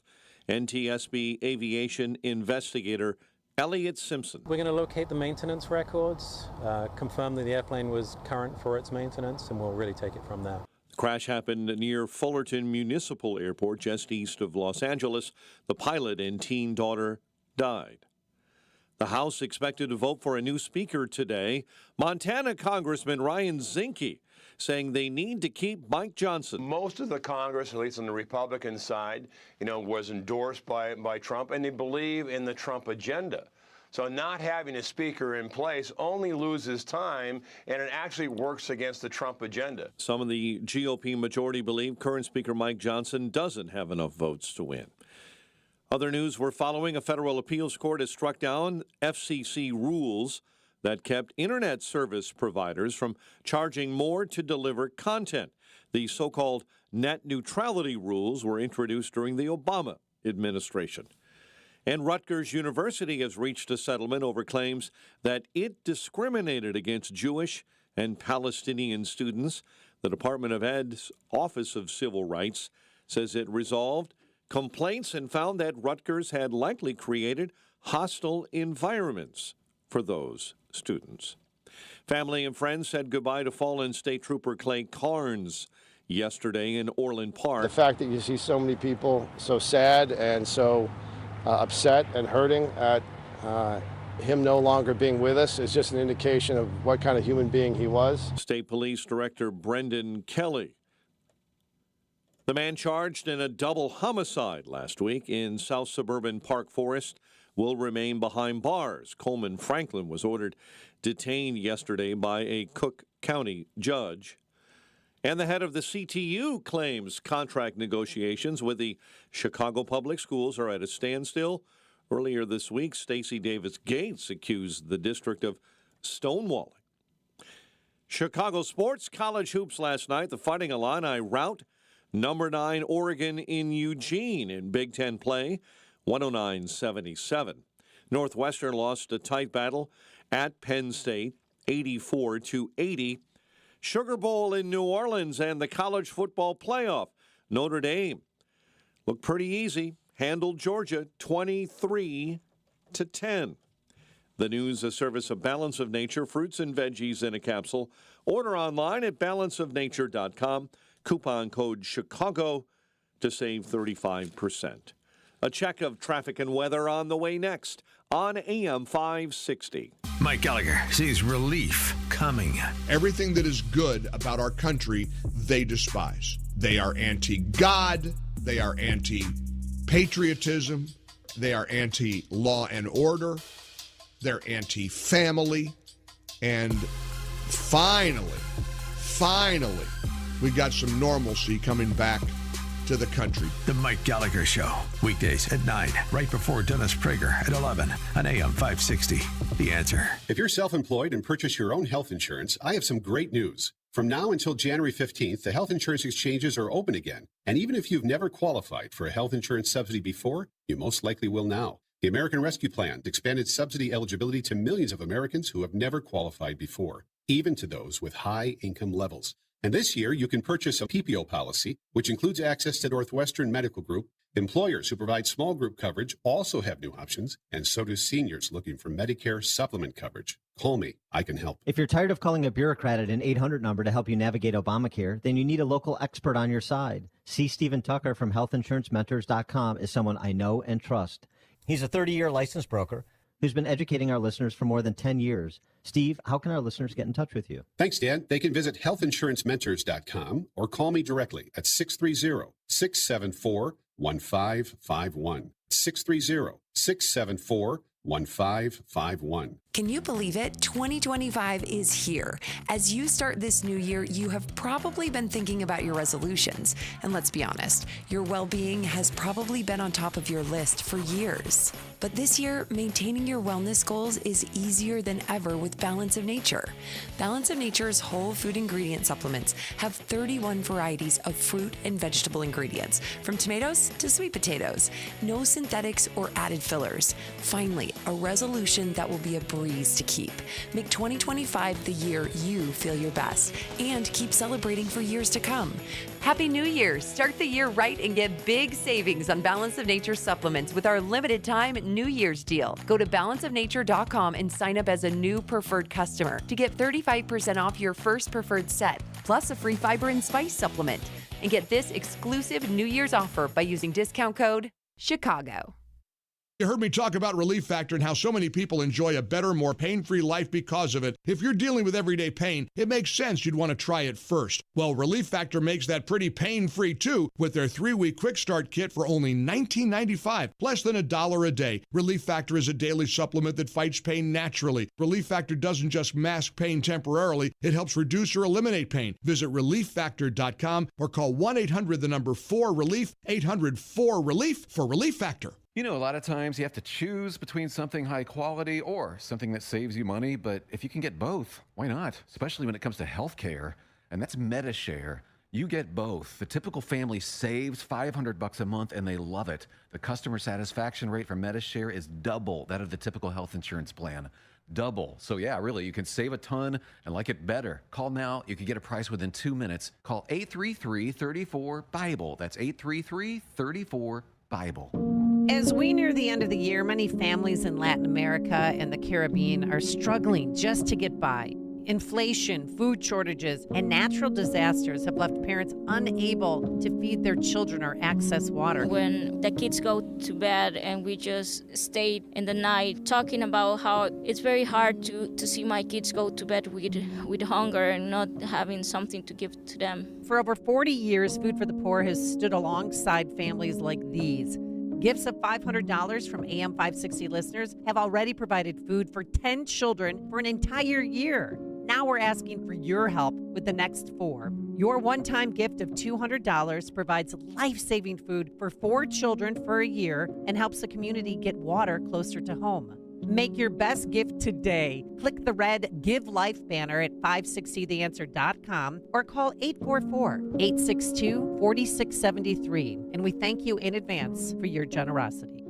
Hi, this is Carl Amari. I'm Lisa Wolf. Join us every Saturday night beginning at 8 p.m. for all things entertainment on Hollywood 360. If you love classic radio shows, The Shadow, Jack Benny, The Lone Ranger, Dragnet, Gunsmoke, and many more, we have them for you on Hollywood 360. We'll also present trivia contests with prizes, showbiz news, celebrity interviews, games, and movie reviews. So don't miss Hollywood 360 every Saturday night beginning at 8 p.m. on AM 560, The Answer. Struggling with high cloud hosting costs and endless management headaches with your Microsoft Azure or AWS environment? Contact AmericanEagle.com for an assessment and see how they can save you time and money. 641 Team Hochberg Traffic Center time. A service of Straight Talk Wireless. Don't let data limits hold you back from being the gift master in the family group chat. Switch to Straight Talk Wireless. Get real unlimited data on a reliable 5G network. StraightTalk.com. Kennedy inbound. Right now, 20 minutes, O'Hare into the Burns Circle interchange. Inbound Dan Ryan, 15. 95th into the Circle. You're jammed up Cermak to Roosevelt. Chicago's Morning Answer with Dan and Amy continues next. AM 560 Weather Center forecast. Sunny to partly cloudy and breezy. Just a bit colder today. High 26. But overnight, Clear, brisk, and bitterly cold. A low of 11. Cloudy and 25 right now. Next news coming up at 7. Chicago's Morning Answer continues next on AM 560. The Answer. This hourly segment is brought to you by In the Know with Wealth Management Group, hosted by Craig and Leslie Bolano Sunday mornings at 10. Learn more at investwithwmg.com. Now, from the Signature Bank Studios. Only the biggest stories, only the biggest guests, and only the biggest opinions. This is AM 560, The Answer.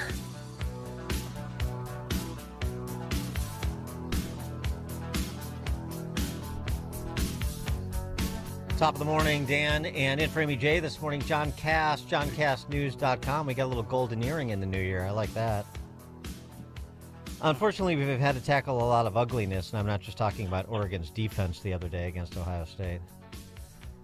By the way, John, did you see that Will Howard, the quarterback for Ohio State, was blocked from getting up on the podium with his team as they were celebrating the Rose Bowl victory? Did you see that? Who blocked him? Satan? No, there's video of it. It's Satan.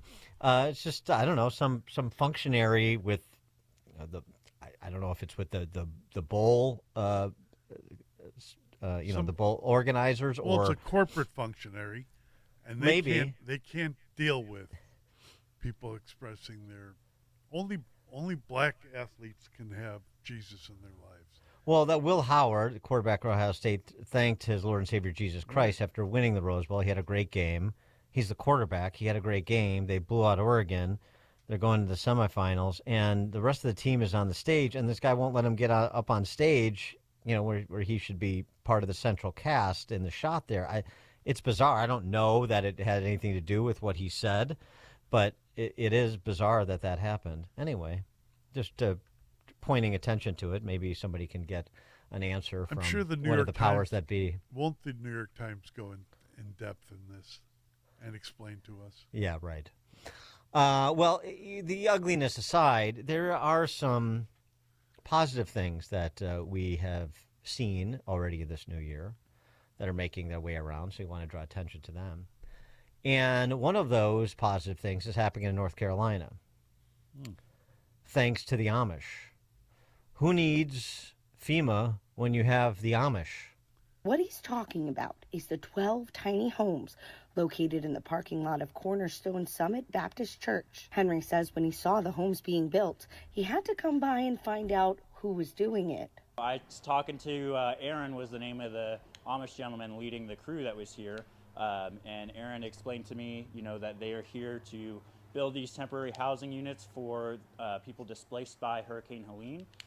However, they had to leave at the end of the day. He says there were about 50 men building 12 homes in 2 days, and they got them about 90% done. They actually erected everything from the outside in. They built these foundations, they, framed out the walls, framed out the roofs, insulated everything, ran the electrical. Henry says it all started with a man who came to the area from Pennsylvania and saw the damage. That man went to his local Amish community and asked for help. He then raised the money to get them here and build the sheds. Found a local shed company to modify the plans to make these sheds habitable, bring them up to local code with insulation, outlets, light fixtures. Now Henry is working hard to finish the shelters to get them ready for families. It will come fully furnished with beds and propane heaters. And Senior Pastor Reggie Hunt says they aren't done yet.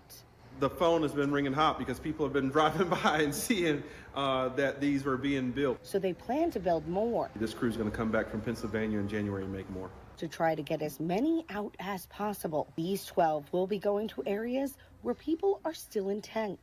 Pensacola, Burnsville, Elk Park. Because he says people in the high country deserve to get out of the cold and indoors as the weather keeps setting in. The Amish builders are everything amazing. I mean, They were teenagers and older men that they had a system that I've never seen before that was able to build this. Maybe we should put the Amish in charge of FEMA. They delivered Pennsylvania for Trump. They're helping people in need as a result of Hurricane Helene in North Carolina. Is there nothing the Amish can't do?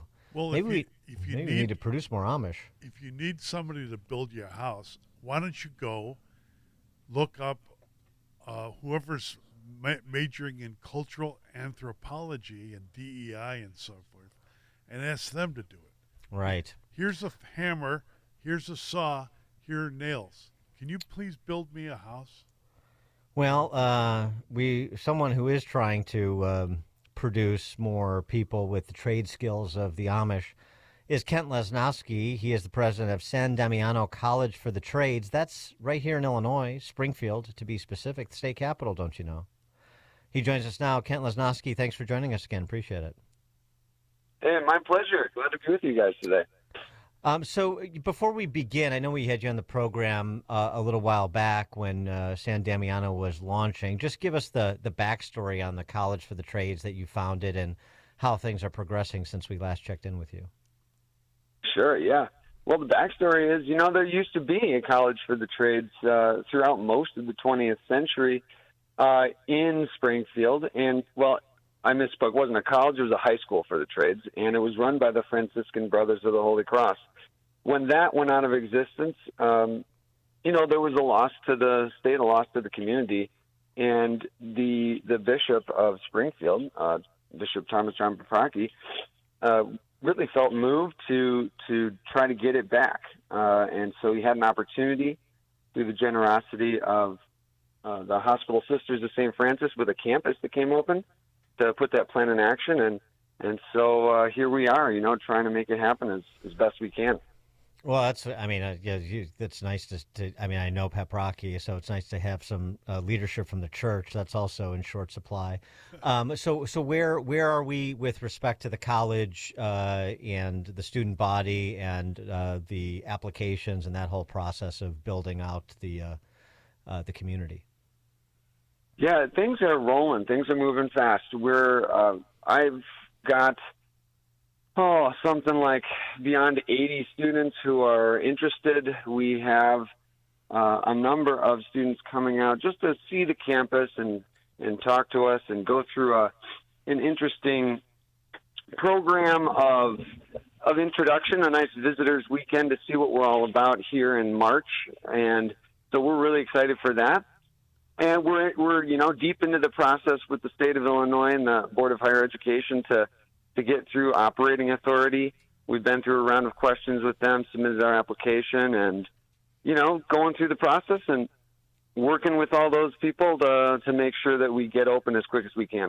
So you're confident the demand is there. Are you allied with the trade unions at all to, provide a pipeline? Yeah, my relationship is good with unions, especially the Carpenters Union has been real helpful with us.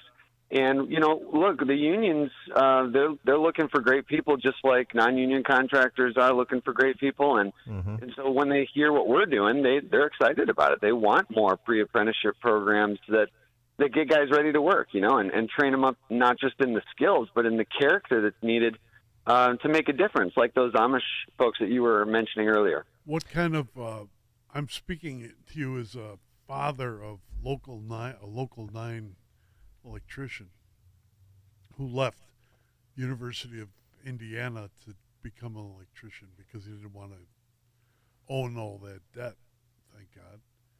But what kind of remediation do you have to do for many of these students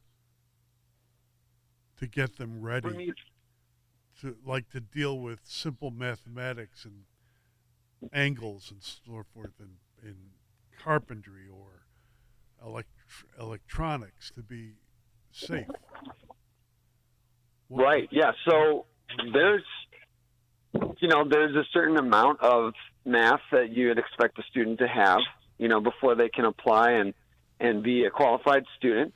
But there's programs you can do to walk alongside and accompany people if if they don't quite have that level yet, but they show a strong interest and they show the real heart that they want to be in this program and be formed according to this way with us, we can accompany with them. But they're going to have a certain level before they can get in, and it's so yeah. There's opportunities online that you can find.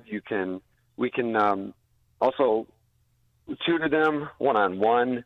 But to get to the level of math you need doesn't take too much work. Basically, we would want someone to have a facility with algebra, and whether they got that in high school or they have a passion in their heart and they want to go get it with us accompanying them online.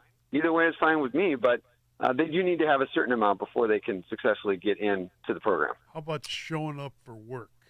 How about what kind of work do you have to do with the modern student to get them to show up for work and keep their mouth shut at the work? That's my rule.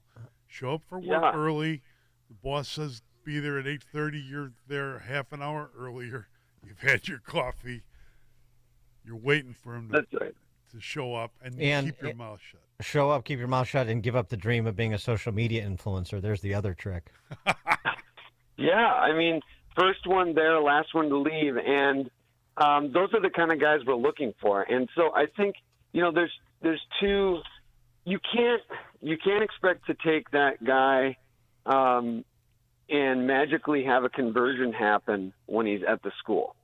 If the guy doesn't want this already, it's going to be hard for him to come to the school and have a magical turnaround. Now, that can happen for some people, but really what we're looking for is people who already have that kind of fire in the belly that they want to get out there and work, and they just need the formation to continue being that kind of person.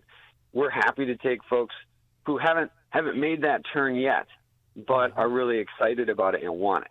And I'm interested that you mentioned the whole social media influencer bit, because if you ask young people these days, and there's plenty of surveys around to show this, the dream job they have is not building something. It's not saving people. It's not healing people. It's being a social media influencer. That's actually the dream job of the majority of teenagers this day. It's mind-blowing, isn't it? Because you're not accountable to anything. You're just spouting off. You're like a disc jockey or a talk radio host. Well, it's you get. I mean, it's what? Yeah, talk radio host. Yes, right. Yeah. But I mean, what? It's again what a society celebrates, it begets. You celebrate social media influencers with profile and money, and you're going to get people that want the profile and money, just like everybody wants to play in the NBA, everybody wants to play in the NFL. I mean, but at some point you realize that it's not going to happen for you. So I guess it's trying to identify those people who want to create, but maybe they're not pithy or attractive enough to do it on social media, and they can do it with their hands in the trades. Yeah, and I think that's really getting at the real truth in this whole thing, right? People, sure, they want to be influencers. A lot of them will tell you it's because they want to be creative and they want to express themselves. Well, that's not bad, right? Wanting to be creative and express themselves. But unfortunately, we've reduced creativity down to basically communicating our own consumer preferences to people over the internet, right? Instead of thinking that to create something means to build a house or to make some fine woodworking. We've said creating something is to create myself. And that's where we get a little confused. And you can see where that goes down some crazy paths, as we've all seen. Yeah, I like the character formation piece as part of this curriculum, too. I mean, it's embedded in there. I can hear it. Kent Lesnowski is the president of San Damiano College for the Trades in Springfield, Illinois. Check them out if you have a young person in your life who you think would be inclined to the trades. This is a good path. San Damiano College for the Trades. Kent Lesnowski. Thanks again, Kent. Appreciate it. Hey, my pleasure. Thanks for having me on. And he joined us on the Turnkey.Pro answer line. Hear about the big stories of the day, then talk about them right here on Chicago's Morning Answer on AM 560. The Answer. Need life insurance but have diabetes, high blood pressure, or on anxiety meds? If you're a 50-year-old male, even porky, or with type 2 diabetes, $1 million of life insurance may only cost you about $200 a month. For affordable term life insurance, call Term Provider and speak with Big Lou at 800-444-2013. 800-444-2013 or visit biglou.com. Remember, Big Lou's like you. He's on meds too. 800-444-2013. Can you believe it? 2025 is here. As you start this new year, you have probably been thinking about your resolutions. And let's be honest, your well-being has probably been on top of your list for years. But this year, maintaining your wellness goals is easier than ever with Balance of Nature. Balance of Nature's whole food ingredient supplements have 31 varieties of fruit and vegetable ingredients, from tomatoes to sweet potatoes. No synthetics or added fillers. Finally, a resolution that will be a breeze to keep. Make 2025 the year you feel your best and keep celebrating for years to come. Happy New Year! Start the year right and get big savings on Balance of Nature supplements with our limited time New Year's deal. Go to balanceofnature.com and sign up as a new preferred customer to get 35% off your first preferred set, plus a free fiber and spice supplement. And get this exclusive New Year's offer by using discount code Chicago. AM 560. The Answer. I forgot you have a young man in the trades, John. That was good to mention. Yeah. How's he doing? Where'd John go? John disappeared? Coffee break? I'm here. Sorry. Oh, right after talking about showing up for work and being early, and then you just wander off. Unbelievable. Sorry. All right, coming up at 7:07. Hey, update on property taxes in Illinois you may want to hear. We'll try to connect some dots for you. Still an issue. Property taxes in Illinois, 7:07. Now we check the headlines with Mike Scott. Visitation this morning will be held for a fallen Illinois State Police trooper, Clay Carnes. A man has been fatally shot by Chicago police officers this morning in the Little Village neighborhood. We have some breaking details. Suspected shooter in the Hydea Pendleton case getting a new trial, according to the Illinois Supreme Court. A man charged in a Park Forest double homicide will remain in custody. College basketball, number 20 Illinois easily handles number 9 Oregon, and Northwestern falls on the road to Penn State. WIND Chicago News Time, 7.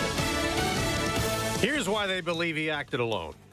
I'm Dave Anthony, Fox News. Evidence showing the Army veteran turned ISIS terrorist Shamsuddin Jabbar before he drove his truck through a crowd in New Orleans early New Year's Day. New surveillance pictures showing Jabbar in the hours leading up to the attack, walking through the French Quarter and placing 2 coolers with IEDs inside that he apparently planned to detonate during the massacre. Fox's Garrett Tenney on Bourbon Street, where police killed Jabbar after he murdered 14 people with his truck and injured more than 30 others. Jabbar's from Texas. Fox's Brooke Taylor talked to his brother in Houston. He told me it was just shocking and heartbreaking. And a huge part of this investigation are his ties to ISIS, which authorities say he claims he joined this summer. His brother told me he grew up Muslim, but he spoke about his brother feeling extremely lost, especially after his 2 divorces. No link's been found from New Orleans to that Cybertruck explosion in Las Vegas New Year's Day that injured 7 people. The driver found dead inside. 37-year-old Matthew Livelsberger of Colorado Springs. Authorities found evidence that Livelsberger had sustained a self-inflicted gunshot wound to the head. U.S. defense officials tell Fox News Livelsberger was active duty U.S. Army Special Forces, most recently a Green Beret, who was on leave from Germany. That's Fox's Jeff Paul in Las Vegas. The new Congress takes over in about 4 hours, with Republicans now in control of the Senate and the House, where Speaker Mike Johnson is confident he'll be reelected. We'll have maybe 1 no vote, I think. I think we get it done on the first round. Now, with a slim majority, however, Fox's Ryan Schmelz reports from the Capitol. Johnson can only afford to lose 2 Republicans on the House floor. Kentucky Congressman Thomas Massie is already a no on Johnson. The House cannot do anything until lawmakers elect a speaker. That includes swearing in new members and passing legislation. America's listening to Fox News. 24 degrees. At 7:02 on AM 560, The Answer. Good morning. I'm Mike Scott. A man was shot and killed by Chicago police this morning in the Little Village neighborhood. Chicago police say it happened around 2:10 a.m. in an apartment building called Albany Terrace, a CHA building in the 3000 block of West 21st. Police say they responded to a call of a person with a knife on floor number 6 of that building. After officers knocked on an apartment door, police say they were confronted by a man with a knife who advanced on them. Family and friends are saying goodbye to fallen state trooper Clay Carnes. We were not here. We wish that we didn't have to arrest anyone and charge anyone with failing to slow down and move over. We wish we did not have to have a funeral. State Police Director Brendan Kelly joining with hundreds of other officers for a visitation held yesterday for Carnes in Orland Park. His funeral is today. Meantime, in the wake of that Illinois State Trooper's death, a new law is aimed at protecting officers and some construction workers on the state highways. Beginning this week, a new law requires vehicles entering a construction or maintenance zone to reduce speed and change into a lane that is not adjacent where possible. I've been to way too many hospitals across the state, stood by way too many hospital beds, and cried and prayed with way too many families and spoke at way too many funerals, in part because of life-altering and sometimes deadly crashes that violated the Move Over law. ISP Director Kelly, since 2019, more than 60 troopers have been hurt. 3 have been killed in roadside incidents. Attorneys are expected to discuss more jury instructions today at the federal corruption trial of former Illinois House Speaker Michael Madigan. The careless throwing away of smoking materials blamed for causing a fire in Chicago's Gold Coast yesterday. 2 people were sent to the hospital with smoke inhalation. Chicago sports, Fighting Illini. Route number 9 Oregon in Eugene in Big Ten play, 109-77, while Northwestern lost a tight battle at Penn State, 84-80. Notre Dame moves on at the Sugar Bowl and the college football playoff quarterfinal with a win over second-ranked Georgia, 23-10. The news service of Balance of Nature, fruits and veggies in a capsule. Order online at balanceofnature.com. Use coupon code Chicago to save 35% as a preferred customer. A check of traffic and weather on the way next on AM 560. This week on The Hill is the best way to get informed on everything going on with Congress. Hosted by Tony Perkins and the Speaker of the House, Mike Johnson. That the ICC would take this outrageous action for which they have no jurisdiction whatsoever, but they are acting in violation of our sovereignty and in violation of the principles of due process, and it is a very dangerous situation. Stay informed and become a regular listener. This week on The Hill, Sundays at 1 on AM 560. The Answer. Diabetes, high blood pressure, anxiety meds, everyone's on them. If you're a 50-year-old male, maybe a bit porky, and you may even have type 2 diabetes, $1 million of term insurance may only cost you about $200 a month. Call Term Provider. Speak with Big Lou at 800-444-9336. Big Lou will find a term life policy for you even if you have type 2 diabetes, are overweight, or have high blood pressure. Term Provider has helped thousands of people like you who think they can't afford term life insurance. To buy $1 million of affordable term life for you, all you need to do is call Big Lou at 800-444-9336. Lou will make sure the scales are tipped in your favor. Call 800-444-9336. Big Lou will answer your call and work to fit you into a term life policy that you can afford. Remember, Big Lou's like you. He's on meds too. Call 800-444-9336, 800-444-9336, or biglou.com. Wesley Financial Group is not a law firm. Do you find yourself stuck in a timeshare? Get the real facts about the timeshare industry and your options for cancellation. Chuck McDowell, founder of Wesley Financial Group, has put together a free information guide that reveals the secrets the timeshare industry doesn't want you to know, including the 5 ways to get rid of your timeshare. Call now and get this timeshare cancellation guide absolutely free. Call 800-893-2288. 800-893-2288. 800-893-2288. Why pay more for prescriptions? Stop overpaying and start saving with SingleCare. It's easy. Find your prescription on singlecare.com, show the coupon at the pharmacy, and start saving.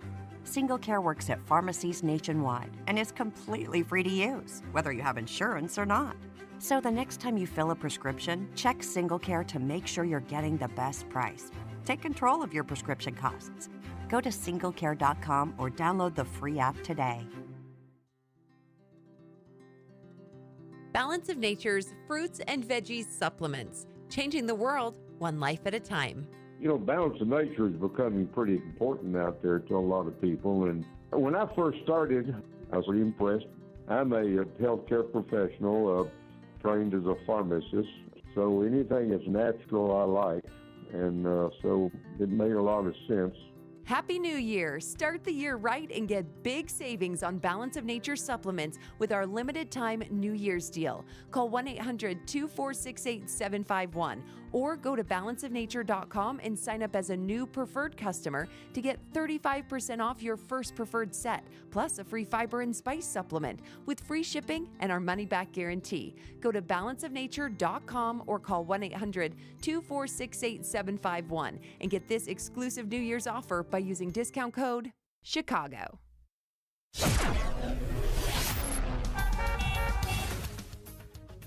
7:08, Team Hochberg Traffic Center time. And this update on the travel times is the service of Quick Delivery Service. Visit quickdelivery.com when you need same-day delivery of your routes. Ground delivery when you need it. Go to quickdelivery.com now to schedule your delivery. Stevenson delays Ashland to the Dan Ryan. Stevenson outbound. Well, that was on the inbound side. Outbound, we have the accident with a left lane block between California and Kedzie. And the Dan Ryan, an accident on the outbound off-ramp to the Stevenson, causing some big delays. Chicago's Morning Answer with Dan and Amy continues next. AM 560 Weather Center forecast with Steve Williams. Sunny to partly cloudy, breezy and cold. The high today 26.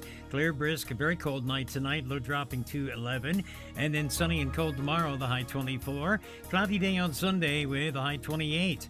I'm Steve Williams on AM 560. The Answer. Clouds and 25. Next news 7:30. Chicago's Morning Answer continues next on AM 560. The Answer. Now, from the Signature Bank Studios, this is Chicago's Morning Answer with Dan Proft and Amy Jacobson on AM 560. The Answer.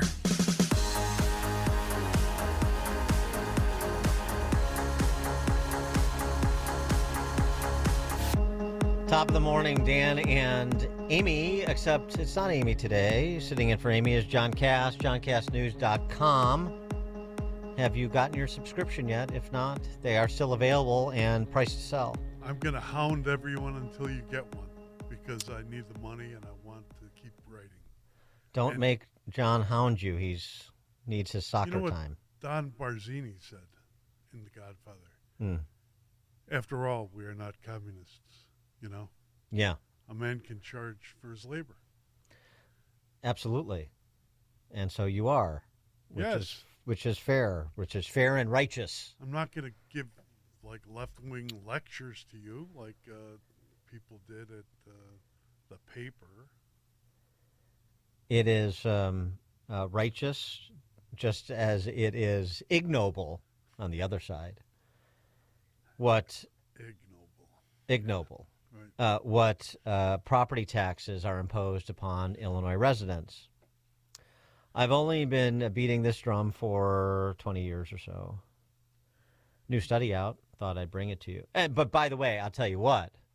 You know, as you mentioned last hour, he's talk show hosts like me that just prattle on endlessly. Just don't well, be divisive, Dan. Exactly, right. Dan Be more like Brown. Tom Wilson. Right.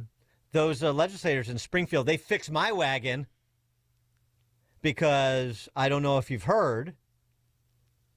Are you ready for it? I'm sitting down. Springfield has taken action on property taxes.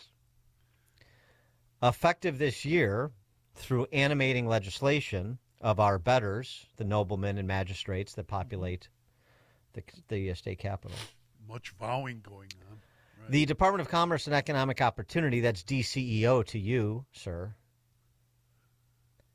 will study the levying and collection of property taxes in Illinois to determine its fairness.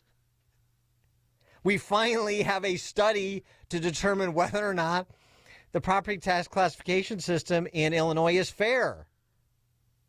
How about that? That's something, right? Because, the question of whether it's fair is an inscrutable one. No one knows.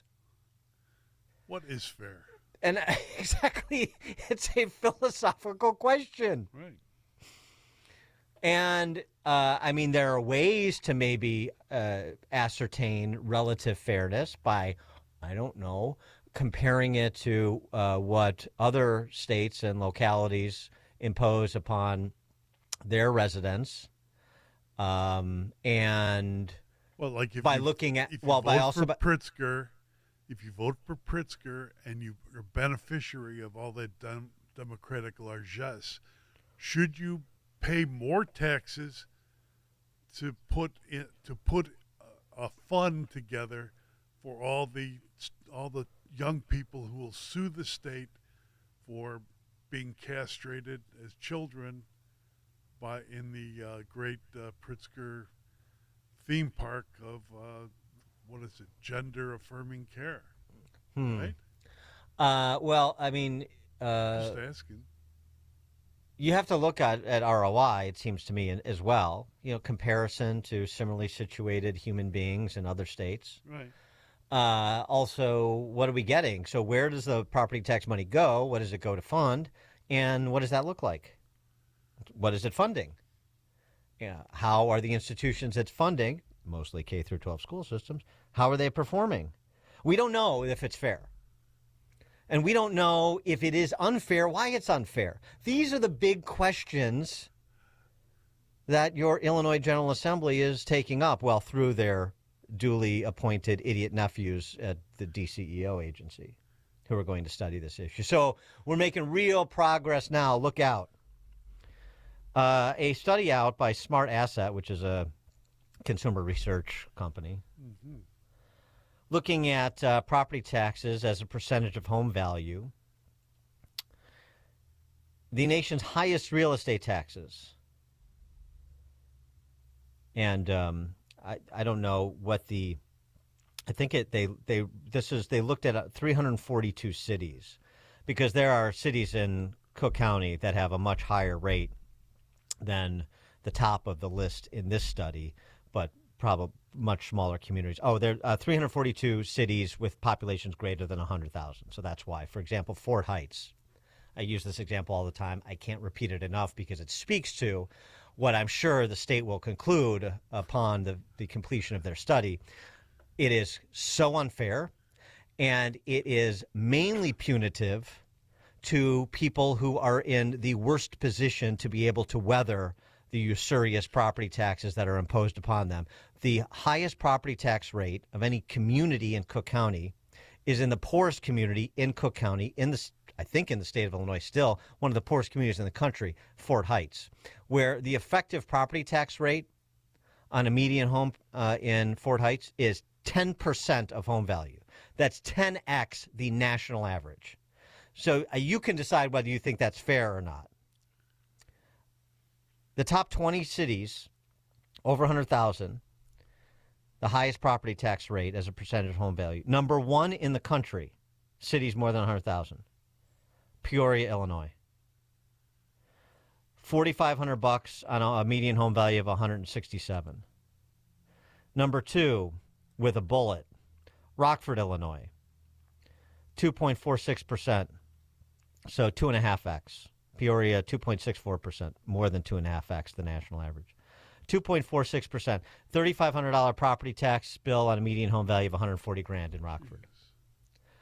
Peoria, Rockford, 1 and 2 in the country, cities with more than 100,000 residents, highest property tax rates as a percentage of a home value. 7 and 8, Elgin, $6,400 on a median home value of $287. Number 8, Aurora, $6,300 on a median home value of $285. Number 13, Joliet, $6,000 on a median home value of $285. Number 16, Springfield, Illinois, $3,500 on a median home value of $176. 6 of the top 20 communities with the highest property taxes as a percentage of home value in the country, state of Illinois, and Peoria, Rockford, Elgin, Aurora, Joliet, Springfield, all with significant minority populations, middle to lower middle income communities. I mean, there are, nice areas, but, there's not enough Caterpillar execs in Peoria anymore to keep this house of cards standing. And let me tell you something else on the ROI side. On the ROI side, Peoria's largest school district, School District 150, 18 students are at grade level in English, 12%. 18% of students are at grade level in English, 12% are at grade level in math. At Rockford's largest school district, School District 205, 23% of students are at grade level in English, 13% at grade level in math. You getting a good ROI? 312-642-5600, turnkey.pro, answer line and text line. Any questions? Does anybody still have a question about fairness? I do have a question. Okay. My question as a taxpayer is, will these students be ready to work when they get out of high school, or are they being primed for life in prison and robbery and assault of other taxpayers? Dependency in one form or another. If you can't read and you can't do basic math, the odds aren't with you. Is that I know this comes as a surprise to, certainly the noblemen and magistrates in Springfield, and apparently a lot of their voters. You've been on this since you were writing for, what was that website that you started at Northwestern? What was it called? At Northwestern? You mean Illinois Leader? Yeah, the Illinois No, Leader. that was after college, but yeah. Mm-hmm. Okay. Yeah. You've been on this for as long as I've known you, and you've pointed it out in every way possible, and still the thing hasn't penetrated. Well, I guess it goes back to something you said about all the people cut in on the spoils, and they're just they don't represent the majority, and nowhere near it. There's so much overestimation about the percentage of the workforce in Illinois that is union or union adjacent.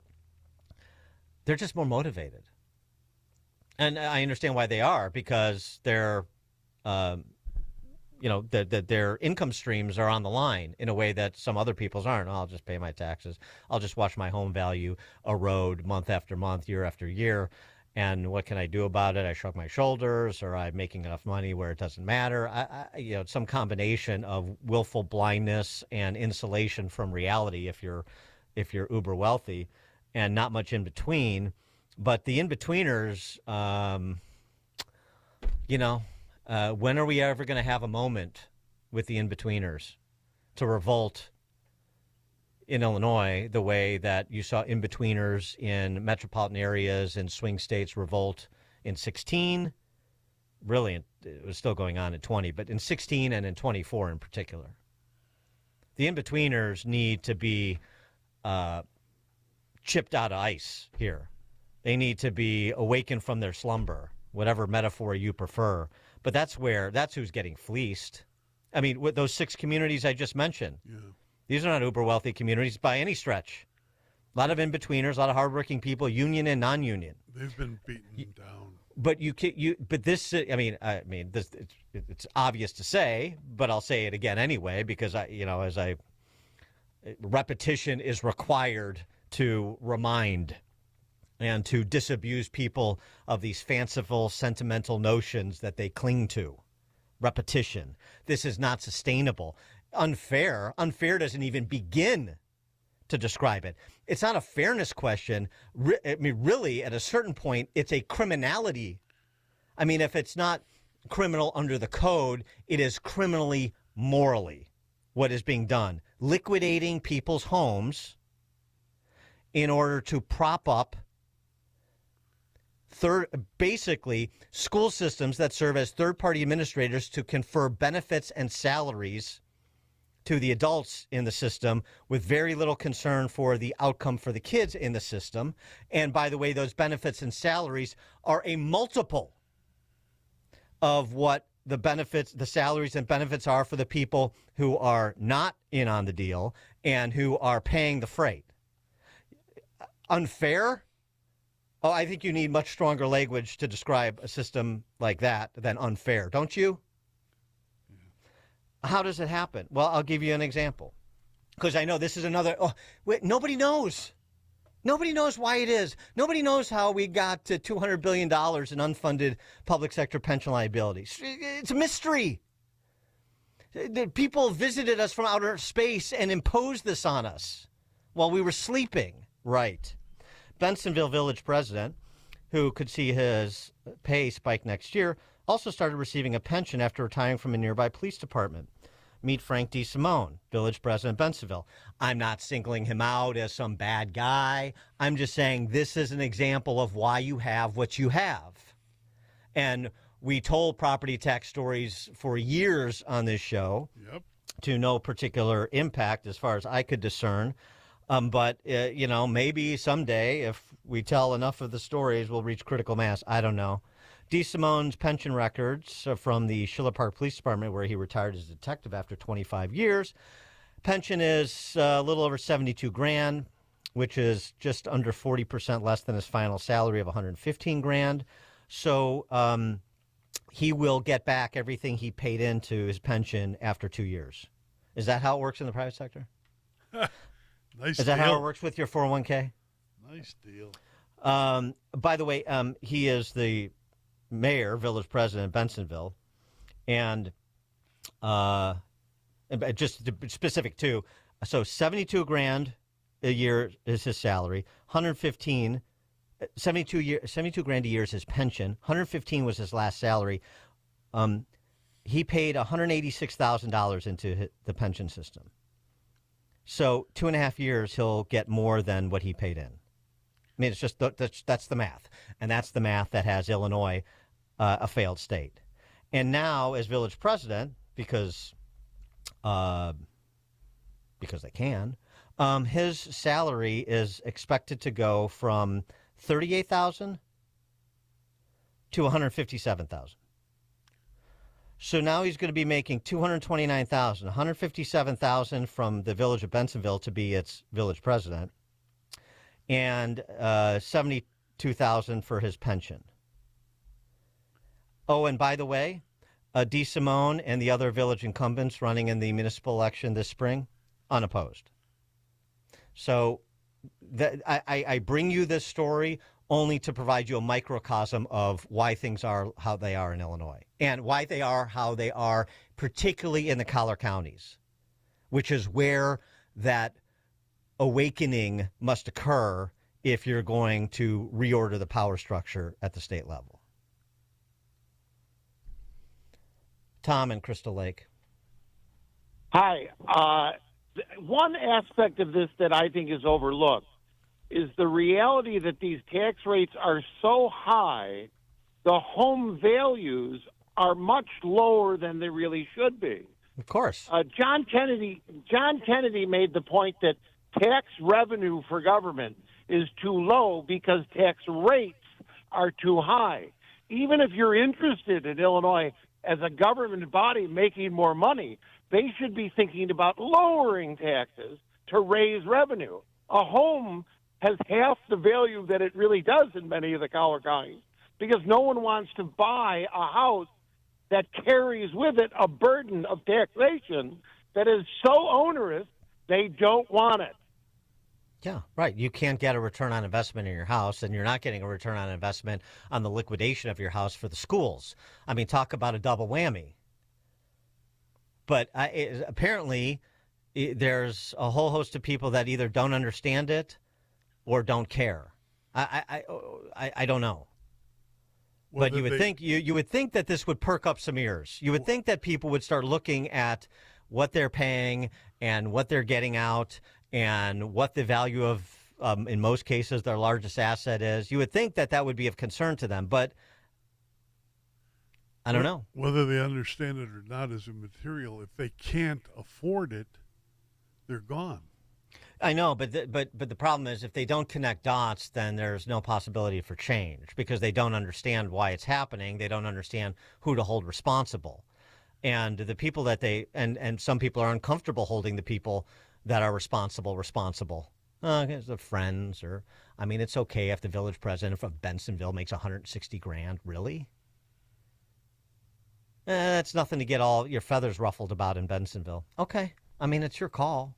Yeah. If that's how you want to do it, fine. But just understand what the implications are. And then don't come crying to us about it, just like we talked about with these reassessments in South Suburban Cook County where people are getting blitzed. Well, how did this happen? Where did this come from? I mean, you know, the ignorance is bliss turns out not to be true.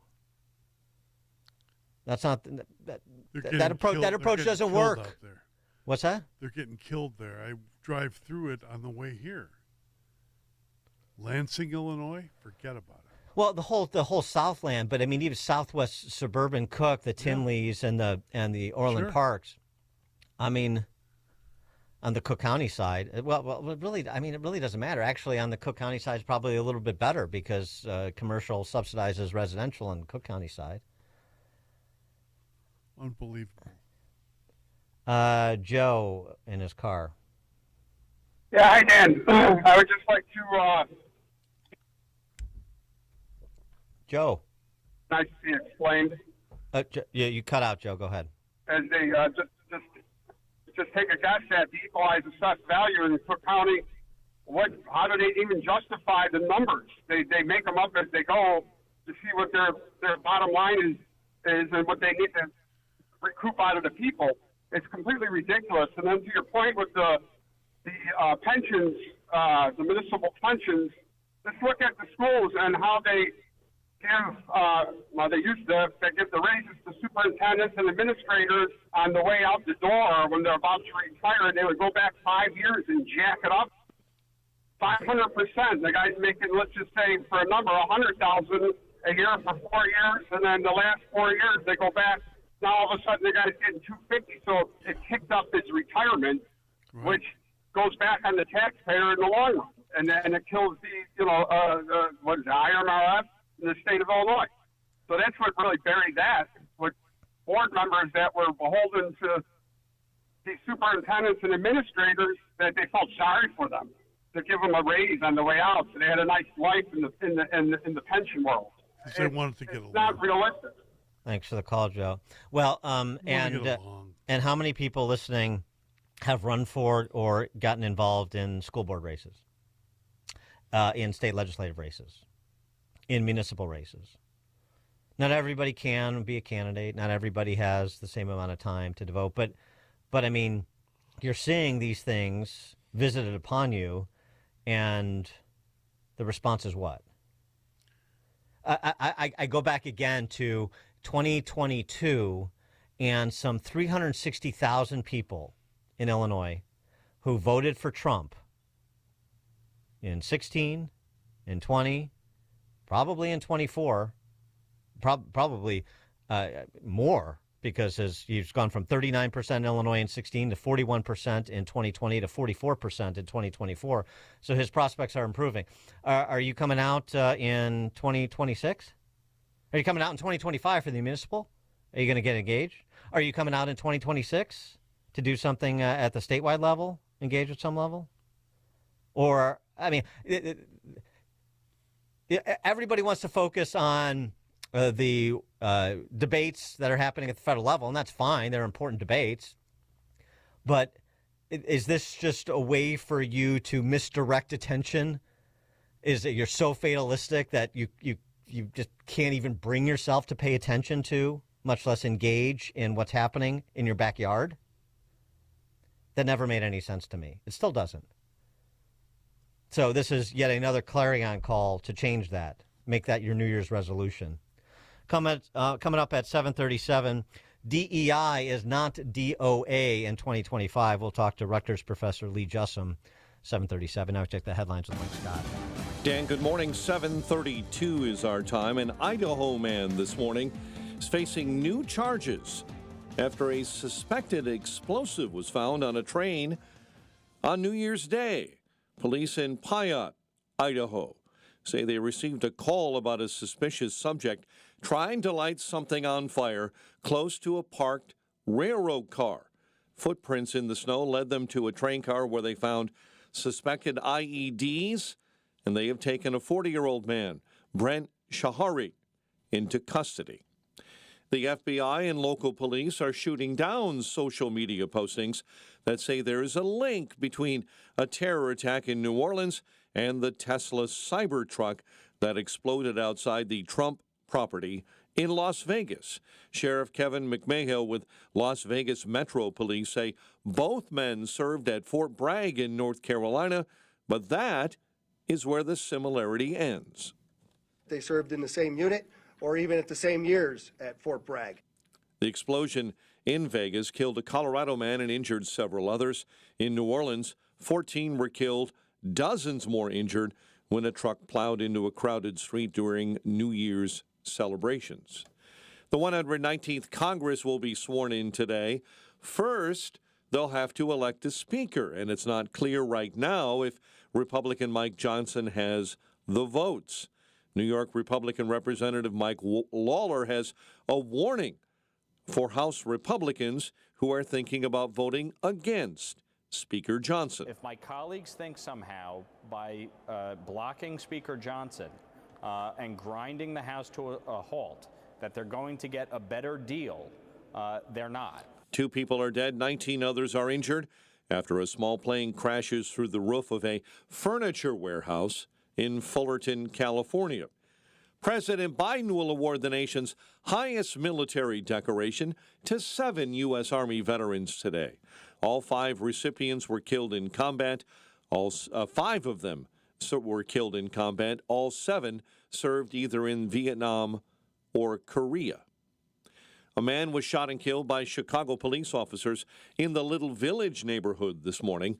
The incident occurred around 2:10 a.m. at a CHA apartment building called Albany Terrace, a 17-story high-rise. Police say they responded to a call of a person with a knife on floor 6 of that building.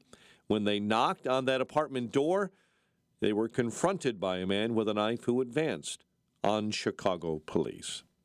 College hoops, the Fighting Illini rout number 9 Oregon on the road in the Big Ten, 109-77, while Northwestern lost a tight road battle to Penn State, 84-80. The news service of Balance of Nature, fruits and veggies in a capsule. Save 35% off your first preferred order with promo code Chicago. Use coupon code Chicago and order online at balanceofnature.com. A check of traffic and weather on the way next on AM 560. We've started a new year. There's a buzz in the air. With the new incoming administration, what expectations do you have?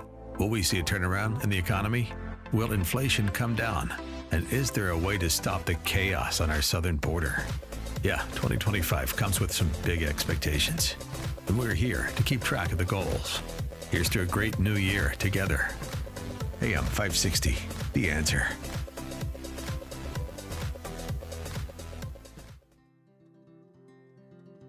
Balance of Nature's fruits and veggies supplements, changing the world one life at a time.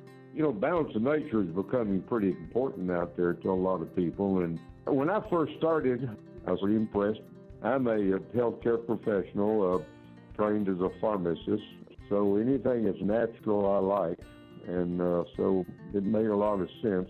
Happy New Year! Start the year right and get big savings on Balance of Nature supplements with our limited time New Year's deal. Call 1-800-246-8751 or go to balanceofnature.com and sign up as a new preferred customer to get 35% off your first preferred set, plus a free fiber and spice supplement with free shipping and our money-back guarantee. Go to balanceofnature.com or call 1-800-246-8751 and get this exclusive New Year's offer by using discount code CHICAGO. Wesley is a truck driver. I drive a truck, and I love what I do. A truck driver with IRS troubles. They told me I owed them $43,000. It got really bad. Quite a few letters in the mail. They were talking about wage garnishment, coming after my house, my car. Yeah, they don't play around. I seriously thought that I was going to lose everything. One sleepless night, Wesley finally made a call to Optima Tax Relief at 2 a.m. Kind of figured I'd get a machine, but I didn't. I actually got to talk to an actual person in the middle of the night. He found just what he was looking for. Oh, they were great people. You need a team of people that know what they're doing. Optima Tax, they know what they're doing. Optima Tax Relief came through with flying colors. I saved an incredible amount of money. Happy don't even come close. I was absolutely overjoyed. Take Wesley's advice. If you're in any kind of trouble with the IRS, call Optima Tax Relief. Don't trust anybody else. Call Optima for a free consultation. Call 800-965-1433. 800-965-1433. 800-965-1433. Optima Tax Relief. Some restrictions apply. For complete details, please visit OptimaTaxRelief.com. If you own or run a business and you listen to AM 560, you might not realize that the conservative programming that you enjoy is supported by advertisers. Our loyal listeners love to do business with the advertisers they hear every day on AM 560. Now, it probably won't surprise you that there are some businesses who avoid advertising with us because they don't like what we do here. And that's okay, because our audience wants to support businesses that support what we do and think like we think. We would love to have you join the list of successful companies who are already reaching new, like-minded customers. Most AM 560 advertisers have been here for years for one simple reason: they get results. Join our efforts to make a difference in the lives of our listeners who are passionate about supporting our great family of AM 560 advertisers. To learn more, just visit 560theanswer.com/advertise. That's 560theanswer.com/advertise.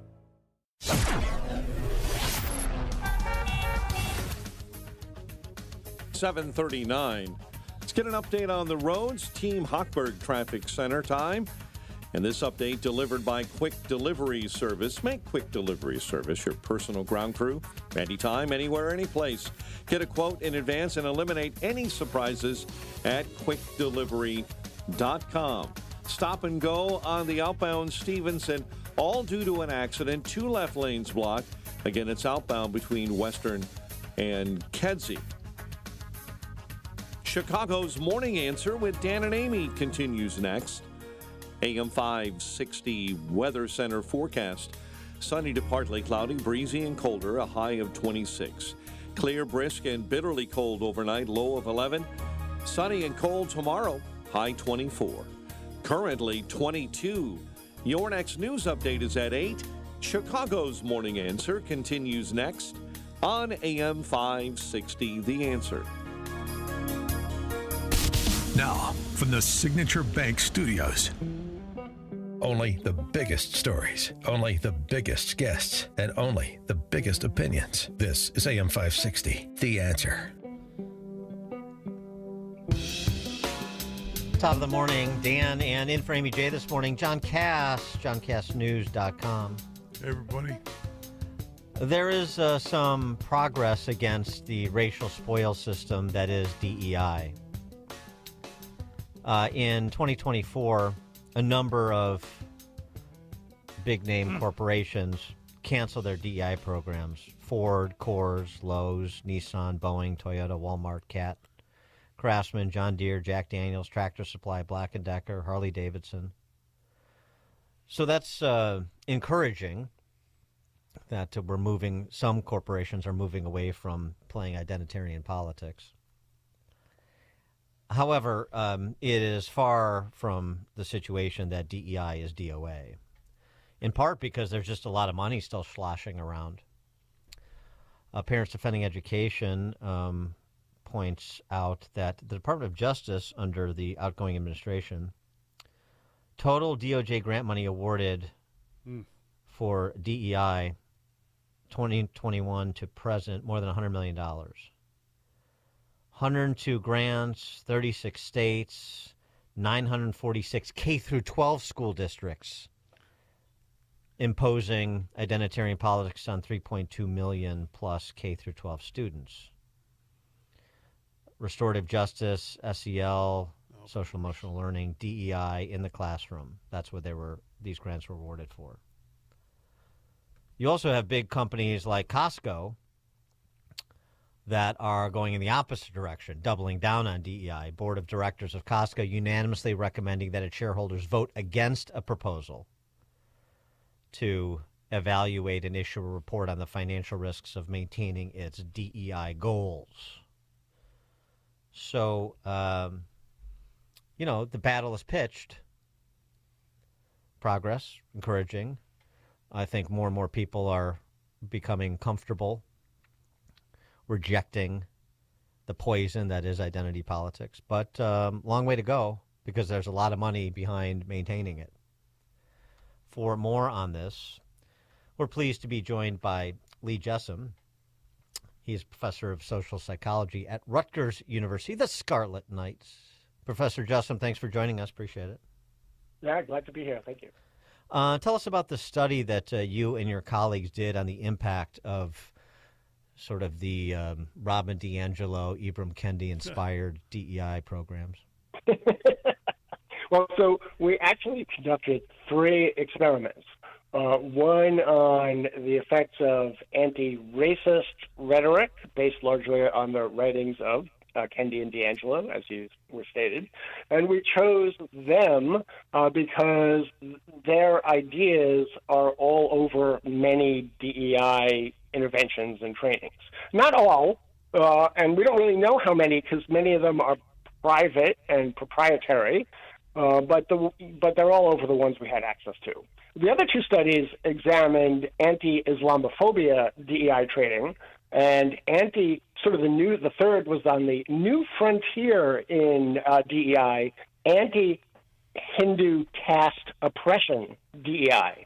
And in the latter 2, the Islamophobia and the anti-caste oppression, we drew on materials by 2 prominent national sort of social justice organizations, one focusing on Islamophobia, the other on caste oppression.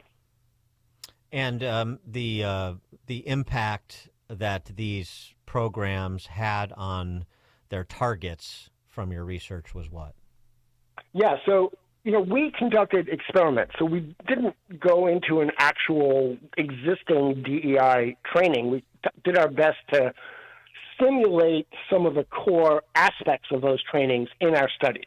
The studies were based on over national samples of over 1,000 people, and in the anti-racism one, for example, we randomly assigned people to either of 2 conditions. One was reading what we call the DEI essay, and that was, we simply excerpted quotes from Kendi and DiAngelo and then added some text so that they would make sense together. So I'll just read, there were 3 paragraphs like this. I'll read the first couple of sentences. White people raised in Western society are conditioned into a white supremacist worldview. Racism is the norm. It is not unusual. As a result, interaction with white people is at times so overwhelming, draining, and incomprehensible that it causes serious anguish for people of color. And this went on for 3 paragraphs. There was a controlled comparison condition that didn't mention any of this. It was a 3-paragraph essay on growing corn in the United States. And so the issue is, how did people react differently when they were exposed to corn versus the Kendi DiAngelo rhetoric? And so we assessed that in a couple of ways, but the primary one was before doing anything else, we had people read a simple scenario. And the scenario is so short that I'm going to read that also. So here's the entire scenario that they were then exposed to. Eric Williams applied to an elite East Coast university in fall 2023. During the application process, he was interviewed by an admissions officer, Michael Robinson. Ultimately, Eric's application was rejected. That's the whole scenario. Notice there's nothing in there about anybody's race. There's nothing about their behavior. And so what we then asked was a slew of questions tapping into or assessing whether people read racism into this interaction. I mean, students get rejected from college all the time. Anyway, the variables were things like how many microaggressions did the applicant experience? How much harm did the applicant experience? How biased was the admissions officer? How fair was the rejection? Kind of went on like this for a slew of variables. And all of these were higher or worse in the DEI condition, in the Kendi D'Angelo. So people claimed that the applicant experienced more microaggressions when they were exposed to Kendi and D'Angelo. They claimed he experienced more harm. They claimed the admissions officer was more biased. So in the experimental group that read the D'Angelo Kendi stuff, they then had a heightened racial sensitivity such that they assumed Williams was black. They assumed the admissions officer was Jewish. They assumed this is an example of the systemic racism that they just were told about. And then the people who heard the essay about growing corn, they were more likely to just take it as, well, like you just said, it's neutral. Students get rejected all the time. I have no idea why he was getting rejected, but it's not obvious to me it's racism. Right. Yeah. Something like that. I mean, we didn't, we didn't directly assess the reasons people gave their responses. So what we know for sure is that when exposed to what we call the DEI rhetoric, those were their responses. They claimed to see more harm, more racism, more microaggressions, all that sort of stuff. Yeah. Well, this is consistent with, and I wonder if this is in part inspired, this study, the Kleck SCAR study at Dartmouth from 1980. I think it was 80. Right? The Robert Kleck. We're going to. Yeah, that's yes. Right. Go ahead. You know the study. Go ahead. Yeah. Yeah. I mean, so you take a bunch of people. You say we're going to etch a scar into your face and see how you're received in this room, see if you feel more self-conscious, see if people treat you differently because you have this noticeable scar versus people who don't have the scar. And so people had the understanding that they were going to have a scar painted on their face. But they showed the scar, they showed the person the scar in the mirror. And they said, but before they put him in front of other people, said, let's just touch up the makeup. And what they did, rather than touching up the makeup, is they removed the scar. But people still thought they had the scar on. So they go in and they come back and they report that they were treated much worse than people without the scar. But in point of fact, nobody had a scar. And so if you condition people to anticipate they're going to be treated differently because they have the scar on their face, then they feel it in the same way that if you condition people to say you're oppressed or you're an oppressor, then they're going to be more likely to adopt those descriptions.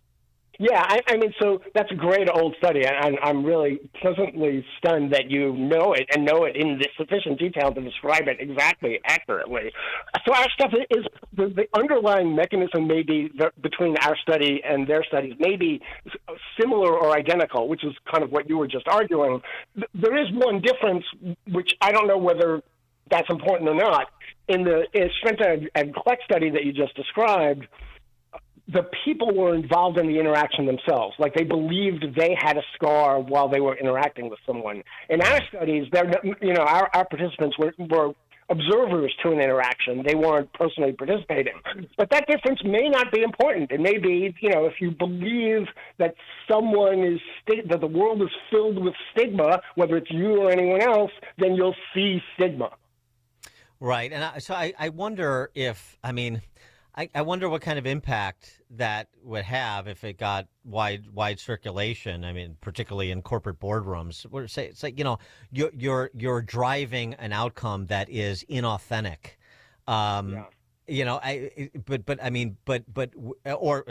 forget corporate borders for a second. Among your own colleagues in academia, but I wonder what the reaction from DEI proponents is to a study like yours. Oh, well, so when it first came out, actually Fox did a report on it, and doing their, reporter-like due diligence, they contacted both Kendi and D'Angelo for exactly that. And D'Angelo refused to talk to them. But Kendi described the studies as pseudoscience and us as racists. Of course. Right, of course, exactly. Thank you for proving my point. Yes, right. Yes, exactly, right.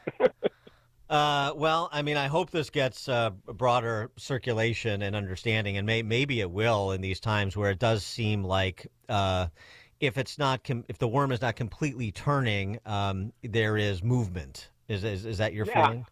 Yes, no, that's absolutely right. It is.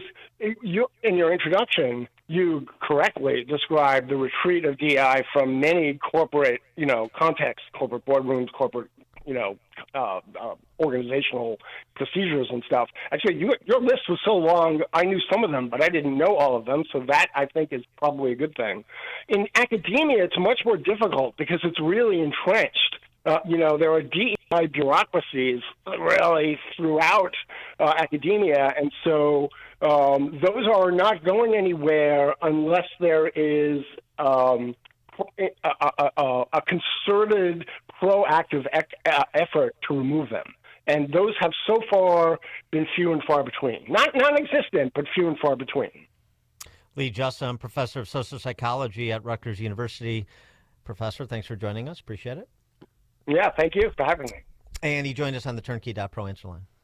You're listening to Chicago's Morning Answer with Dan Proft and Amy Jacobson on AM 560. The Answer. Knowledge is power, and you deserve to know what happens in your state government. That's why the Center Square's reporting zeroes in on state authorities publishing stories that show where your money goes and who spends it. The Center Square gives power to the taxpayer by tracking politicians' use of the people's money and demanding transparency from state-run agencies. This is how the Center Square equips you, the American taxpayer, to hold your state government accountable. Sign up now for your state's Center Square newsletter at thecentersquare.com. Welcome back to Ask Hassleist. Your stores are employee-free? Yes, sir. Why? To save you money. How much money? Our 40 beds from the top 5 brands start at $393. That's pretty good. Plus, through Monday, purchase a select Beauty Rest, Sealy Posturepedic, or Serta Perfect sleeper in any size, and Hassleist will give you a free adjustable base, free next-day delivery, and free financing is available too. I like the way you do business. Find an employee-free Chicagoland showroom near you at Hassleist.com. If you're self-employed and purchase your own health insurance, I have some great news. From now until January 15th, the health insurance exchanges are open again. And even if you've never qualified for a health insurance subsidy before, you most likely will now. The American Rescue Plan expanded subsidy eligibility to millions of Americans who have never qualified before, even to those with high income levels. And this year, you can purchase a PPO policy, which includes access to Northwestern Medical Group. Employers who provide small group coverage also have new options, and so do seniors looking for Medicare supplement coverage. Call me. I can help. If you're tired of calling a bureaucrat at an 800 number to help you navigate Obamacare, then you need a local expert on your side. C. Stephen Tucker from HealthInsuranceMentors.com is someone I know and trust. He's a 30-year licensed broker who's been educating our listeners for more than 10 years. Steve, how can our listeners get in touch with you? Thanks, Dan. They can visit healthinsurancementors.com or call me directly at 630-674-1551. 630-674-1551. Signature Bank is Chicago's fastest growing independently owned business bank. Your business and your money are in good hands with Signature Bank. I'm Dan Proft, and I know this because Signature Bank is my business bank. Hi, I'm Jason Zenger, owner of Zenger's Industrial Supply and host of the Making Chips podcast, and a proud customer of Signature Bank. Through rapid growth, acquisitions of competitors, and taking over from the previous generation, Signature Bank was there with us every step of the way. Recently, the team introduced us to FinRails AP, their proprietary system for accounts payable automation. Not only did FinRails AP help us to reduce costs and create efficiencies, but it also helped minimize fraud risk. Now, our company can invest time in to what we do best, supplying industrial products, metalworking tooling, contractor tools, and safety supplies to those who make, build, and create great things for our country. Signature Bank helps local businesses succeed. Let Signature Bank turn your business vision into reality. Visit signaturebank.bank. Member FDIC, Equal Housing Lender. Balance of Nature's fruits and veggies supplements, changing the world one life at a time. You know, balance of nature is becoming pretty important out there to a lot of people. And when I first started, I was really impressed. I'm a healthcare professional, trained as a pharmacist. So anything that's natural I like. And so it made a lot of sense. Happy New Year! Start the year right and get big savings on Balance of Nature supplements with our limited time New Year's deal. Call 1-800-246-8751 or go to balanceofnature.com and sign up as a new preferred customer to get 35% off your first preferred set, plus a free fiber and spice supplement with free shipping and our money-back guarantee. Go to balanceofnature.com or call 1-800-246-8751 and get this exclusive New Year's offer by using discount code Chicago. Wouldn't it feel great to give gifts with an impact? That's Caring creates gift boxes that also give back to food insecure children with every purchase. That's right. Order great gifts and you'll benefit a great cause. From sweets and snacks to apparel and wine and cheese, That's Caring has a gift for anyone in your life. Want to impress a new client? Send a loved one a just because gift? Order a homemade cookie cube gift box, chocolate indulgence gift box, trail mix. There's even dietary friendly options. View all their unique and delicious gifts at that'scaring.com. Every gift basket is handcrafted with 3 essential rules. It must taste great, it must look amazing, and it must give back. Since 2013, That's Caring has been providing essential weekend bags for food insecure children. So help the cause and give a That's Caring gift basket to someone special. Go to that'scaring.com. Visit now, that'scaring.com. Rick Borick, host of Unleash Your Wealth. When the stock market struggles, when inflation is high, you need to start looking through the inventory of all your accounts and say, is every one of these investments working as hard as it could be? Because every month during high inflation that you waste, you're losing 8 or 9% a year. Unleash Your Wealth, Saturday at 7 a.m. and our new time at 2 p.m. here on AM 560, The Answer. AM 560, The Answer. Dan and John Cass, JohnCassNews.com, in for Amy J. Coming up at 8:08. We'll talk to Steve Cortez, president of the League of American Workers, about H-1Bs and controversy over that aspect of immigration. And stay tuned at 8:38. It is that time. Our inaugural edition for 2025 of Open Mic Friday. So give us a call, talk about anything we talked about today or anything else. Steve Cortez at 8:08. Now we check the headlines with Mike Scott. A man with a knife fatally shot by Chicago police officers in Little Village this morning. Visitation and a funeral held for a fallen Illinois state trooper. And a man charged in a Park Forest double homicide will remain in custody. WIND Chicago News Time, 8 o'clock. President Biden says sayonara. I'm Dave Anthony, Fox News. To Japan's Nippon Steel, blocking its plan to buy an American company. The acquisition of U.S. Steel by Nippon Steel would place one of America's largest steel producers under foreign control and create risk to national security and critical supply chains, President Biden says. So he is taking action to block the deal, saying in a statement, U.S. Steel will remain a proud American company.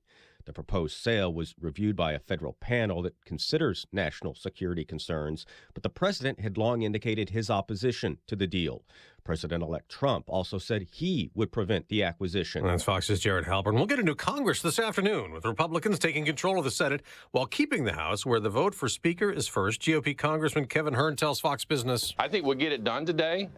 It's not going to be pretty. As Fox's Aisha Hasni reports from the Capitol, the GOP majority is so slim, 2 votes against Johnson defeats the Speaker. Right now, there is one Republican official no vote. That's Thomas Massie. Multiple undecided members, though, people who don't want to say how they're voting until the vote actually takes place. We're learning more about the Army veteran turned ISIS terrorist who murdered 14 people in New Orleans driving a truck through a New Year's crowd. Shamsuddin Jabbar's brother told Fox News that for years the U.S. Army veteran had been trying to find himself, looking for something to guide him, ground him, and set him straight, which was in part why he joined the military. The brother says the whole family grew up Muslim, but that Shamsuddin took a step away from the religion in his 20s and more recently got back into his faith after his second divorce. Fox's Garrett Tenney in New Orleans. The U.S. Surgeon General wants us to be careful drinking, releasing a new advisory that calls for updating warning labels on alcoholic beverages. Dr. Vivek Murthy says evidence is growing that drinking alcohol is the third leading preventable cause of cancer behind only tobacco and obesity. America's listening to Fox News. 8:02 on AM 560, The Answer, and good morning. I'm Mike Scott. A man was shot and killed by Chicago police early this morning in the Little Village neighborhood. Chicago police say the incident occurred around 2:15 a.m. at a CHA high-rise, a building called Albany Terrace in the 3000 block of West 21st Place. Police say they responded to the call of a person with a knife on floor 6 of that building. Police say they were confronted by a man with a knife after a knock on the door. That person advanced on them. Family and friends are saying goodbye to fallen State Trooper Clay Carnes today. We wish that we were not here. We wish that we didn't have to arrest anyone and charge anyone with failing to slow down and move over. We wish we did not have to have a funeral. The trooper was struck and killed December 23rd near Shanahan. The driver who hit him was charged in that crash. His funeral services will take place today at Parkview Christian Church in Orland Park. And a Chicago City Council member is demanding that all street fairs and festivals this year use stronger measures after the deadly New Year's Day terror attack in New Orleans. 15th Ward Alderman Ray Lopez is calling on the Chicago Department of Cultural Affairs to require all outdoor events to install mobile vehicle barriers or jersey walls to close off streets. Chicago sports in college hoops last night. Number 20, Illinois. A Big Ten road win over Oregon, 109-77, while Northwestern lost their road battle with Penn State, 84-80. Also, Illinois State beat Murray State, 74-68. Notre Dame handled second-ranked Georgia, 23-10 in the college football playoff quarterfinal at the Sugar Bowl in New Orleans. And the Blackhawks aim to avoid a 6th consecutive loss when they host Montreal at the UC tonight. It's 8:04. Time for the AM 560 Business Beat, a service of Signature Bank. Visit signaturebank.bank for all your commercial banking needs. And now, the latest from the Fox Business Network. I'm Charles Payne, and this is the Fox Business Report. Shares of U.S. Steel are down nearly 8% following reports that President Biden has decided to block its merger with Japan's Nippon Steel, citing national security concerns. President-elect Trump has also said he would block the deal. Apple shares are narrowly lower, though Apple finished last year with a gain of more than 30%. Shares of New Skin Enterprises are up 14%. The Utah-based beauty and wellness company has sold its Mavely technology to marketing company Later for about $250 million. Morgan Stanley, Citi, and Bank of America have all pulled out of a climate coalition that was designed to reduce carbon emissions by businesses. The Wall Street Journal says J.P. Morgan Chase is also considering withdrawing. That's your Fox Business Report. I'm Jenny Coselda. Invested in you. 8:05, a check of traffic and weather on the way next on AM 560. Dr. Sebastian Gorka says we're watching the master. I'm going to ask him right now, would you make it $200 billion? And said, how perfect is that? You've got the guy right next to you. He's just committed $100 billion. Hey, dude, you want to double it? That is the perfection. America First with Dr. Sebastian Gorka. Afternoons at 3, right before Sean Thompson at 4 on AM 560. The Answer. If you're self-employed and purchase your own health insurance, I have some great news. From now until January 15th, the health insurance exchanges are open again. And even if you've never qualified for a health insurance subsidy before, you most likely will now. The American Rescue Plan expanded subsidy eligibility to millions of Americans who have never qualified before, even to those with high income levels. And this year, you can purchase a PPO policy, which includes access to Northwestern Medical Group. Employers who provide small group coverage also have new options, and so do seniors looking for Medicare supplement coverage. Call me. I can help. If you're tired of calling a bureaucrat at an 800 number to help you navigate Obamacare, then you need a local expert on your side. C. Stephen Tucker from healthinsurancementors.com is someone I know and trust. He's a 30-year licensed broker who's been educating our listeners for more than 10 years. Steve, how can our listeners get in touch with you? Thanks, Dan. They can visit healthinsurancementors.com or call me directly at 630-674-1551. 630-674-1551. Balance of Nature supplements, changing the world one life at a time. I'm 71 years old, and one of the main reasons why I wanted to switch over and give it a try was that I would rather take something of natural ingredients.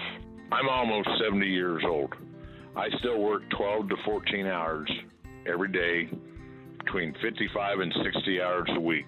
And there's people half my age have trouble doing what I do. Balanced Nature sounded like a good idea, and once I started taking it, I found out it was a great idea. Happy New Year! Start the year right and get big savings on Balance of Nature supplements with our limited time New Year's deal. Sign up as a new preferred customer to get 35% off your first preferred set, plus a free fiber and spice supplement. Go to balanceofnature.com and get this exclusive New Year's offer by using discount code CHICAGO. Wesley Financial Group is not a law firm. Do you find yourself stuck in a timeshare? Get the real facts about the timeshare industry and your options for cancellation. Chuck McDowell, founder of Wesley Financial Group, has put together a free information guide that reveals the secrets the timeshare industry doesn't want you to know, including the 5 ways to get rid of your timeshare. Call now and get this timeshare cancellation guide absolutely free. Call 800-893-2288. 800-893-2288. 800-893-2288. Why pay more for prescriptions? Stop overpaying and start saving with SingleCare. It's easy. Find your prescription on singlecare.com, show the coupon at the pharmacy, and start saving. SingleCare works at pharmacies nationwide and is completely free to use, whether you have insurance or not. So the next time you fill a prescription, check SingleCare to make sure you're getting the best price. Take control of your prescription costs. Go to singlecare.com or download the free app today. It's 8:09. Let's get an update on the roads. We do that in our Team Hochberg Traffic Center. Good news for Eisenhower commuters. Your entrance ramp inbound from Laramie has been reopened from an earlier accident. Things are slowing up on the inbound Stevenson, Ashland into the Dan Ryan. On the Kennedy, you'll hit the brakes at Fullerton. Chicago's Morning Answer with Dan and Amy continues next. AM 560 Weather Center forecast with Steve Williams. Sunny to partly cloudy, breezy, cold day today, the high 26. Clear, brisk, very cold night tonight, low down to 11. And then sunny and cold tomorrow, the high 24. Clouds on Sunday with the high at 28. I'm Steve Williams on AM 560, The Answer. Partly cloudy in Aurora, 19. Partly cloudy at Midway in 24 and 22 at O'Hare. Your next news update, 8:30. Chicago's Morning Answer continues next on AM 560, The Answer. Now, from the Signature Bank Studios, this is Chicago's Morning Answer with Dan Proft and Amy Jacobson on AM 560, The Answer.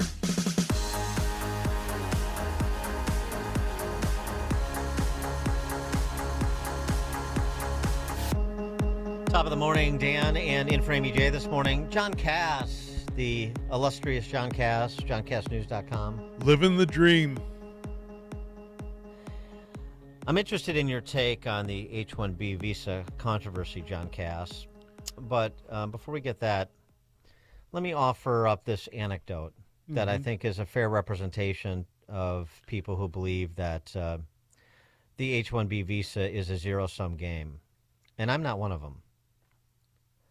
but I'll present the argument. All right. James Dixon is a podcaster in Michigan, so he gives a Michigan example, which is a fair representation of the same sort of example you could give in Illinois. Here's what he writes. The H-1B program is costing you and your grandchildren. The great replacement is not a theory anymore. In Michigan, you could say it's our lived experience. Here's how it works. A company, let's say Whirlpool, wants to hire senior software engineers to work out of its Benton Harbor headquarters. It hires engineers through a third party. Some make $70,000 a year, others make $80,000. But the going rate for a senior software engineer in West Michigan is well above $100,000. H-1B workers filling those roles make a lot less money. That means one of two things. Both are bad for Michigan natives. It could mean that the engineer is not actually senior and that he is filling an early career role that could go to one of the 5,000 new college graduates who leave Michigan every summer in search of the good jobs we supposedly don't have. Or it could mean that the engineer actually is senior and hiring an American of comparable skill would cost a lot more money. For 2 decades now, we've lamented Michigan's brain drain problem.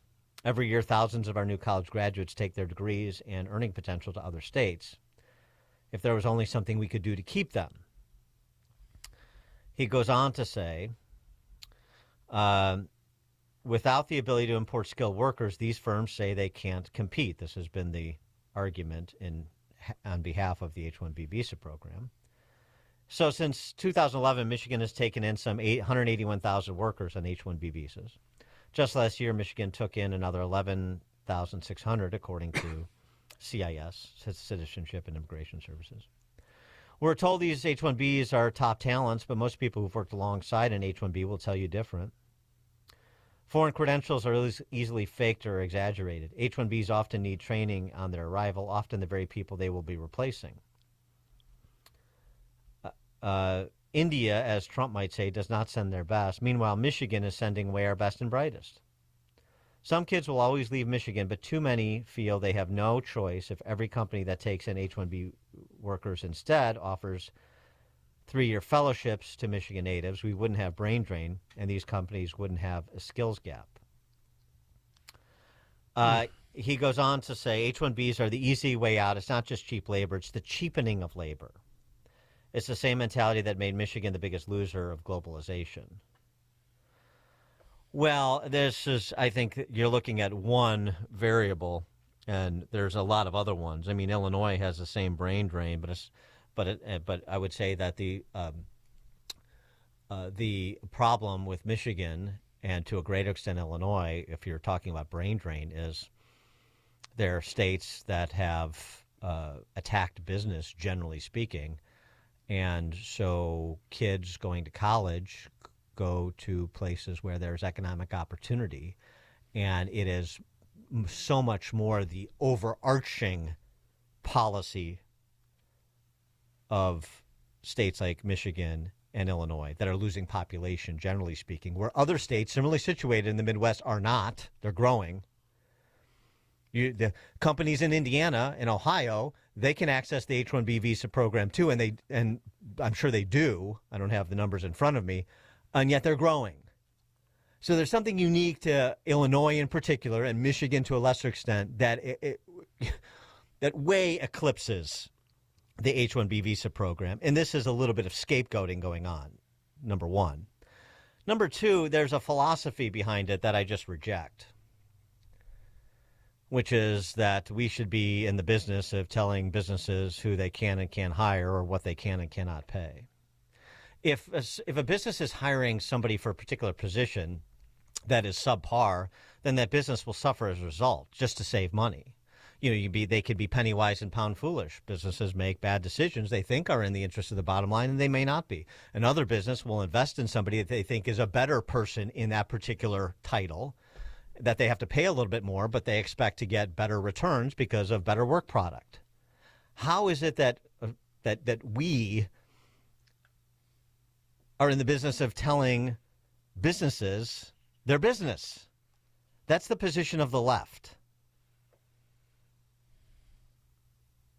For more on this, we're pleased to be joined by Steve Cortes, our old friend, brother in town, Steve Cortez, who is the president of League of American Workers now, and you can get his musings at stevecortez.substack.com. Steve, thanks for joining us. Appreciate it.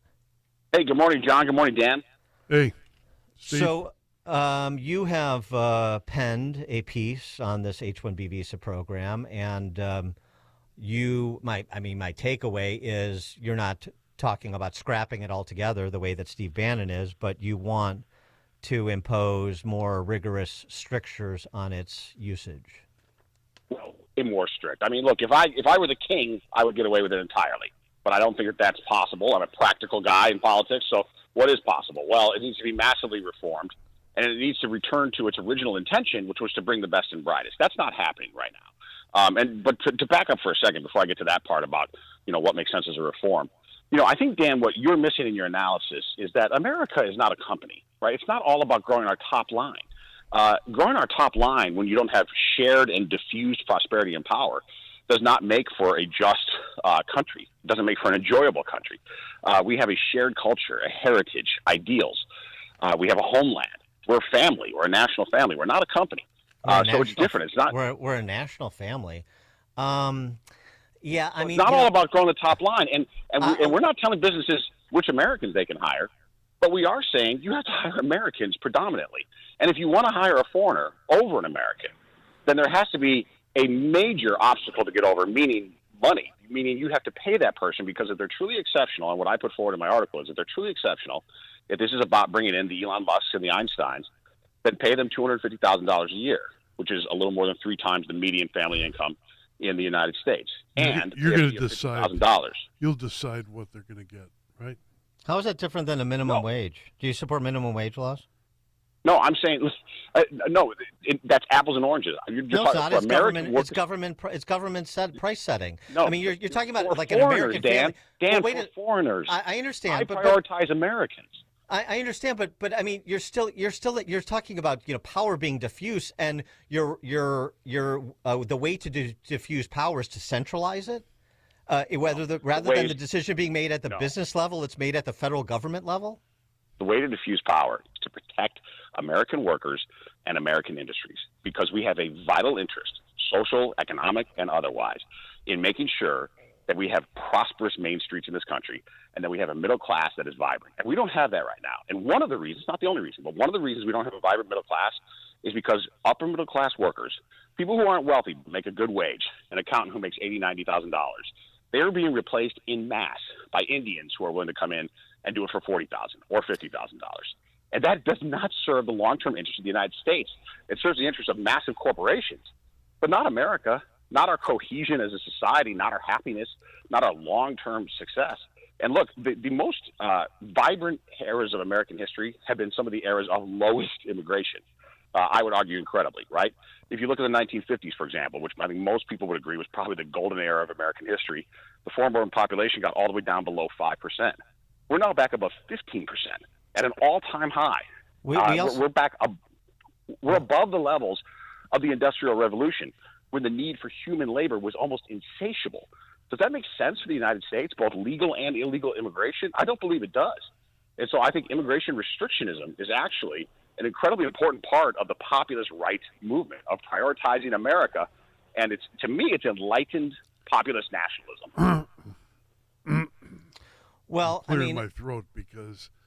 Go ahead, John. I'm a product of immigrants.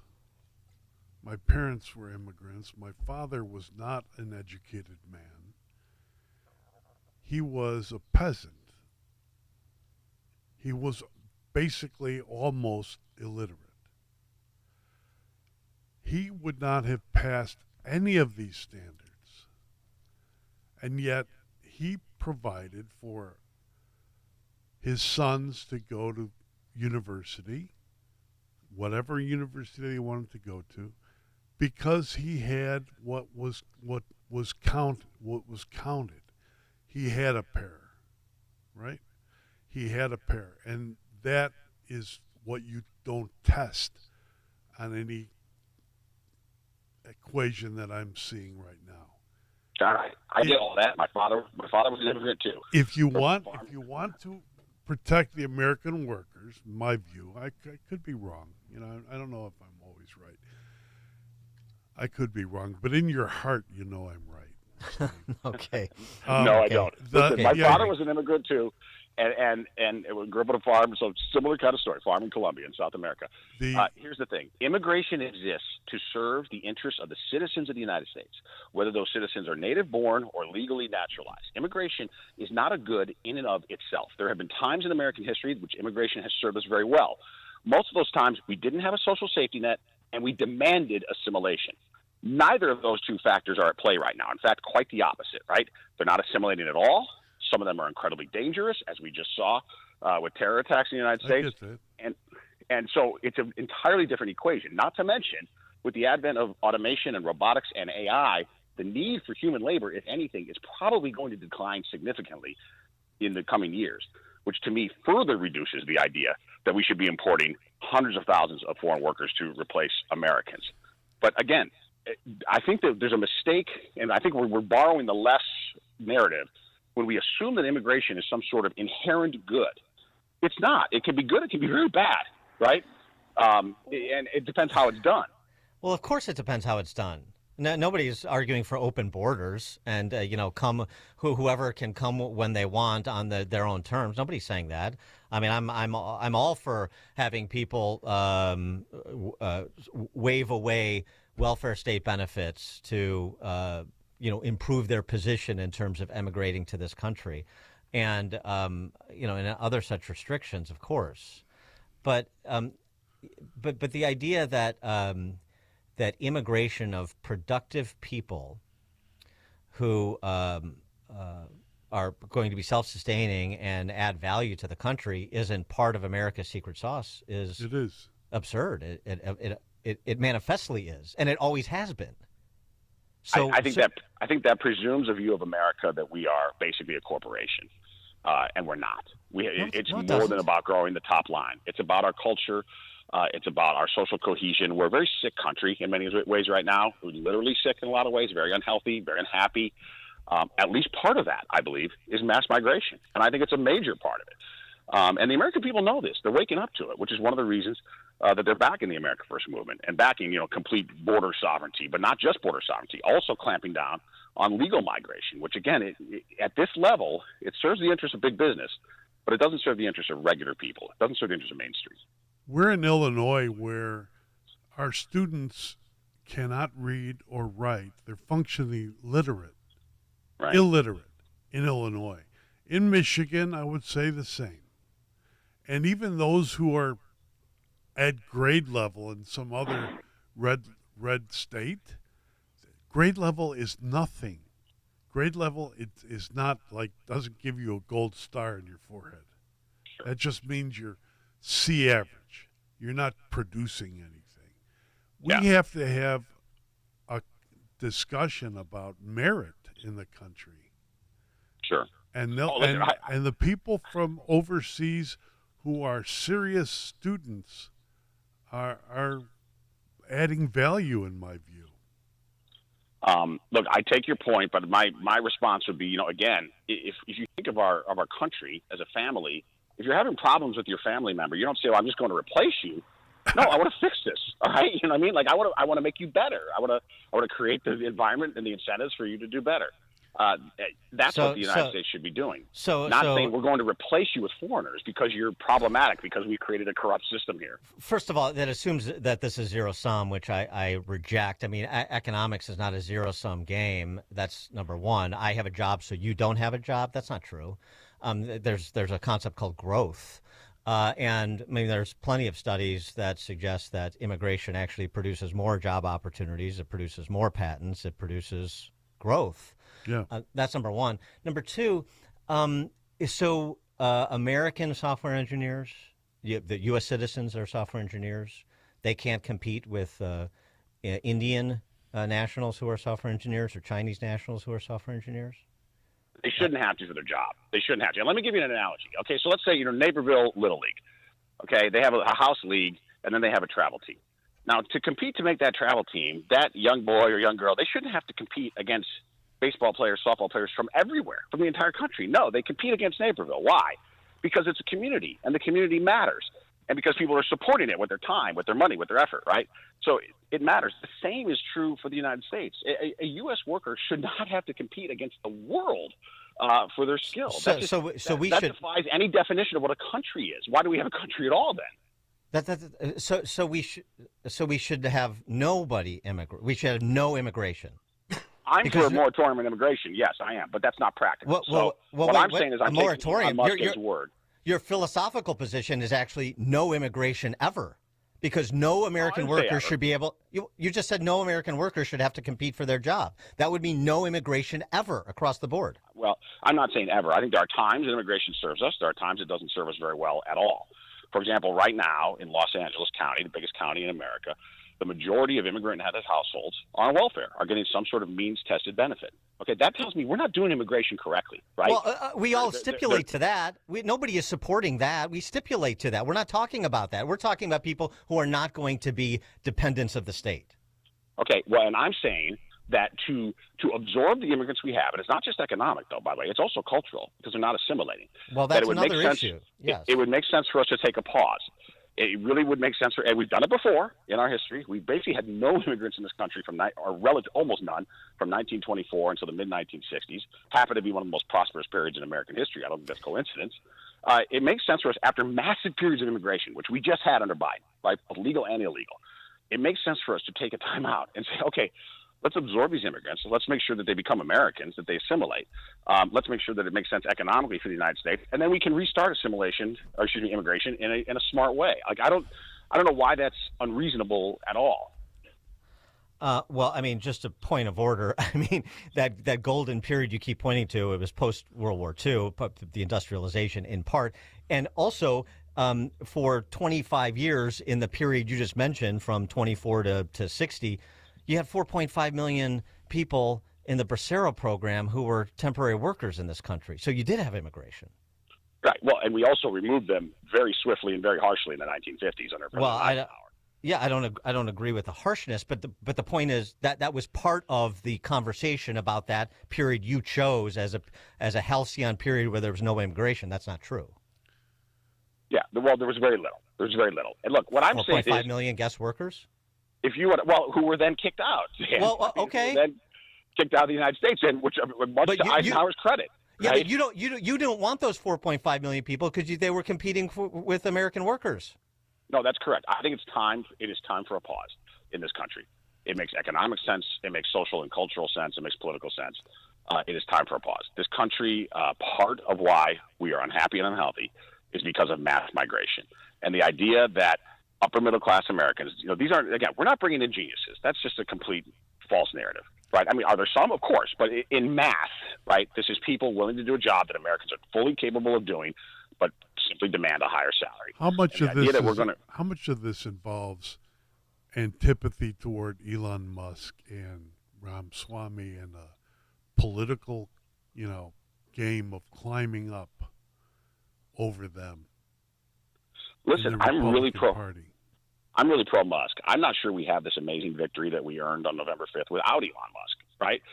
With what he did in making Twitter X a free speech platform, truly free speech, where we could share information, where we could debunk the many hoaxes of the corporate media, where we could openly debate, openly attack bad ideas. I mean, I don't think we win without it. So I give absolute tremendous credit to Elon Musk, not to mention the just personal money he spent, which was significant on the election. So I'm not anti-Musk. I just happen to disagree with him on this idea. But by the way, I'm not even sure I really do. It depends. I mean, he's made so many statements, but one of his statements was that he says we want the 0.1. And he said, yes, he agrees with me on minimums. Now, he didn't say what the minimum salary should be. I doubt he would say it should be as high as I believe.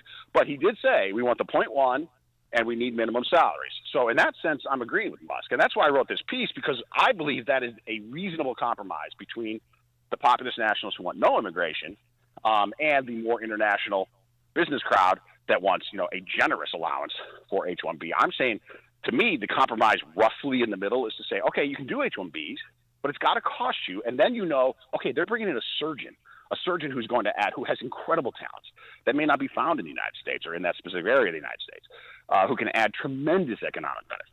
They're not bringing in an accountant or a sort of line IT worker who's just going to replace an American for cheaper. but not actually grow the American economic pie. And so to me, a minimum standard makes a lot of sense. If you want to bring these foreigners in, you have to pay for it. It's essentially a tariff on people is what I'm talking about. And I would suspect both of you are probably anti-tariff, but I'm not. I'm pro-tariff on goods and on people. Steve Cortez, he is the president of League of American Workers. He writes at stevecortez.substack.com. Steve, thanks for joining us. Good debate. Hey, appreciate it. Have a great day. And he joined us in the turnkey.pro answer line. News, opinion, insight. This is Chicago's Morning Answer on AM 560. The Answer.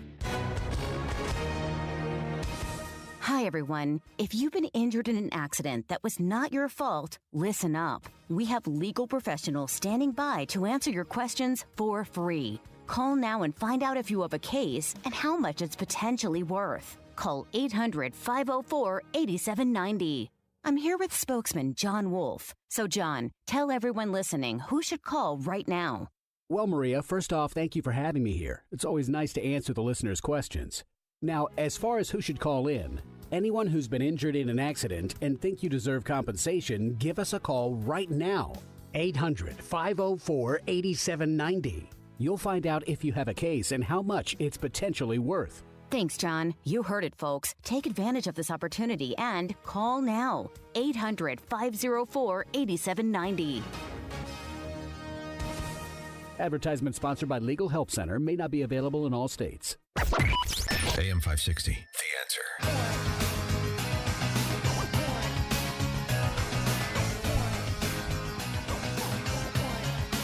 Open Mic Friday. Crack pottery. Oh, news. Oh, yeah, I guess we got to do news first. Okay, Open Mic Friday, as you just heard me say, is coming up at 8:38. But first, we check the headlines with Mike Scott.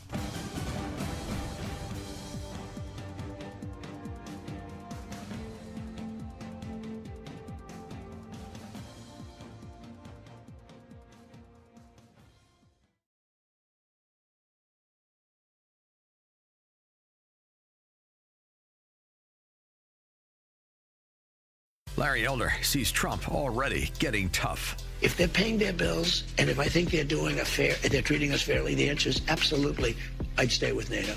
And Barack Obama complained about NATO not paying its bills. George W. Bush complained about NATO not paying its bills. Donald Trump complained about NATO not paying their bills. And guess what? NATO began to step up and paying their bills. The Larry Elder Show, weeknights at 8, right before Sean Hannity at 10 on AM 560. The Answer.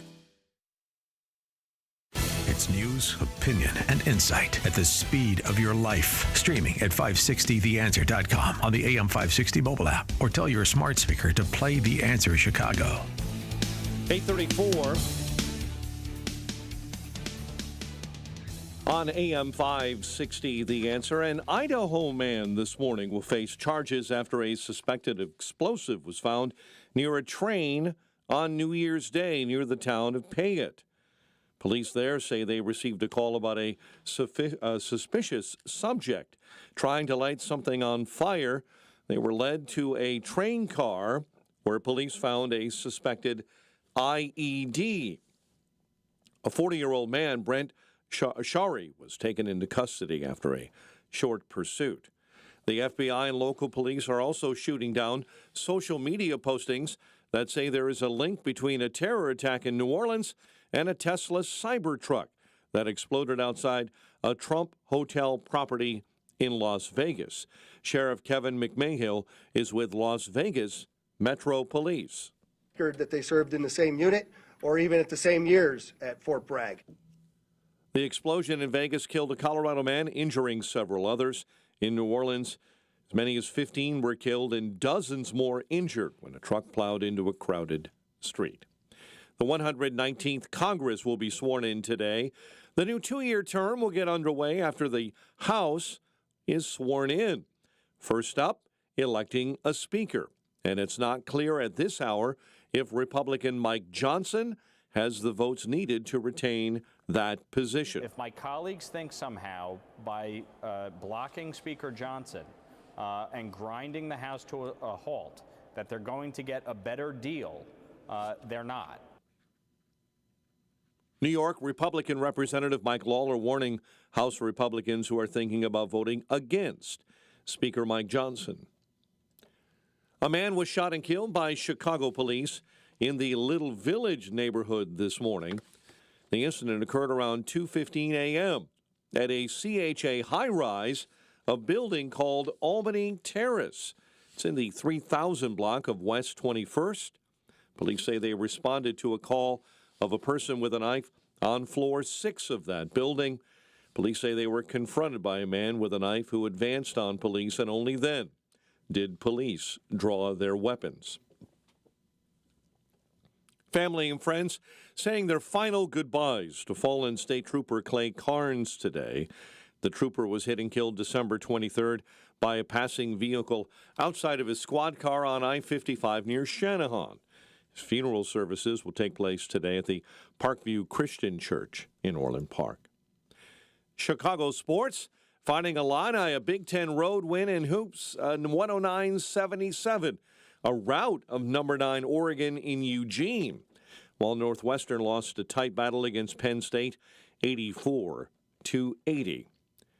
College football, Notre Dame handled second-ranked Georgia in the Sugar Bowl and the college football playoff, 23-10. The news, a service of Quick Delivery Service. When you need reliable same-day delivery to clients, Quick Delivery will customize a logistics plan to pick it up and move it safely to its destination, quickdelivery.com. A check of traffic and weather on the way next on AM 560. We've started a new year. There's a buzz in the air. With the new incoming administration, what expectations do you have? Will we see a turnaround in the economy? Will inflation come down? And is there a way to stop the chaos on our southern border? Yeah, 2025 comes with some big expectations. And we're here to keep track of the goals. Here's to a great new year together. AM 560, The Answer. If you have unfiled taxes or are in debt to the IRS, this is important news. Did you know the IRS has programs specifically designed to help people struggling with tax debt? Powerful tax assistance programs that can save you thousands if you qualify. No one knows these programs better than the experts at Optima Tax Relief, America's most trusted tax resolution firm, A-rated by the Better Business Bureau. Their award-winning team of tax attorneys and licensed professionals have resolved over $1 billion of tax debt for their clients. One call to Optima can start the process, helping to end your worries about wage garnishment, asset seizure, and other IRS actions. Make sure you're getting the best options to solve your tax problems. Call the experts at Optima today for a free confidential consultation. Call 800-965-1433. 800-965-1433. 800-965-1433. Optima Tax Relief. Some restrictions apply. For complete details, please visit OptimaTaxRelief.com. This is Ed Morrissey of HotAir.com for Town Hall. A terror attack on Bourbon Street on New Year's Eve leaves at least 15 dead. Senator John Kennedy has angrily promised his constituents in Louisiana answers. The rest of the country deserves answers as well for the incompetence of the FBI in the first 24 hours after an ISIS acolyte drove a rented truck into a crowd of revelers in New Orleans. First, the FBI declared that it wasn't a terror attack, despite the ISIS flag on the bumper of the truck and declarations on the perpetrator's Facebook page making his motive clear. A few hours later, the Bureau not only changed its position, but then declared that the terrorist hadn't acted alone. By the next day, however, the FBI reversed itself again and declared that the terrorist had acted alone. How can Americans have confidence in any information coming from the FBI after that head-spinning 24 hours? The rush to dismiss the terrorism suggests that the Bureau is much more interested in self-serving spin than investigation and transparency. I'm Ed Morrissey. You know, a lot of times you have to choose between something high quality or something that saves you money. But if you could get both, why not? Especially when it comes to healthcare, and that is MediShare. You get both. Many families save $500 a month with MediShare, and that's huge. But it's also true that people wind up way more satisfied, too. The member satisfaction rate for MediShare is double that of the typical health insurance plan. Double. That's because MediShare works. It has for more than 30 years. It's a community of Christians who have shared more than $5 billion of each other's bills. People love having telehealth. They love the huge PPO network. So, yeah, really, you can save a ton and like it better. Imagine being happy with how you're taking care of your health care. So if you're self-employed or part of the gig economy, or you just want a plan you're happy with, you can call right now and get a price in 2 minutes. Here's the number. Just call 844-45-BIBLE. That's 844-45-BIBLE. 844-45-BIBLE. 841 Team Hochberg Traffic Center time, a service of Mattress Firm. Score deep discounts and deeper sleep during Mattress Firm's semi-annual sale. Plus, get a free adjustable base on qualifying purchases. Shop today for free and fast delivery. Restrictions apply. Orland Park today, Wolf Road and 183rd. That is where the funeral service will take place today for fallen Illinois State Police Trooper Clay Carnes. Already heavy traffic in that area. Lombard at accident, Roosevelt and Maine. And good news on the Tri-State. They've cleared an accident northbound just after Willow Road. Chicago's Morning Answer with Dan and Amy continues next. AM 560 Weather Center forecast, sunny to partly cloudy, breezy, high 26. Currently 22. Next news coming up at 9. Chicago's Morning Answer continues next on AM 560 The Answer. Now, from the Signature Bank Studios. Open mic! Open mic Friday! Call in now! Open mic Friday! Top of the morning, Dan and in for Amy J this morning. John Cash, JohnCashNews.com. It is time for Open Mic Friday. Taking your calls. I'm sorry? I've been waiting for it. I love Open Mic Friday. It is here. Taking your calls, 312-642-5600, turnkey.pro answer line. We'll take comments, concerns, criticisms, compliments, general crack pottery. My favorite. We'll take it all. 312-642-5600, turnkey.pro answer line. Particularly interested in more discussion on H-1B visas and immigration per our conversation with Steve Cortez. Debate, really. Because I know there are people that take Cortez's position, but I think it's a challenging one to defend. I really do. Let's go to Kevin in Austin, Texas. You're on Chicago's Morning Answer. Good morning, fellas. First of all, Happy New Year. Good start to 2025. Great show. Thank you. So on the H-1B one, and then I could comment. So I live in a suburb of Austin, Texas, and high tech, all that type of right, second Silicon Valley. There are a lot of foreigners that are taking those jobs as far as entry-level engineering. Now, I also have a daughter who's going to school for engineering. When she's competing with foreigners as well, that depresses her wages.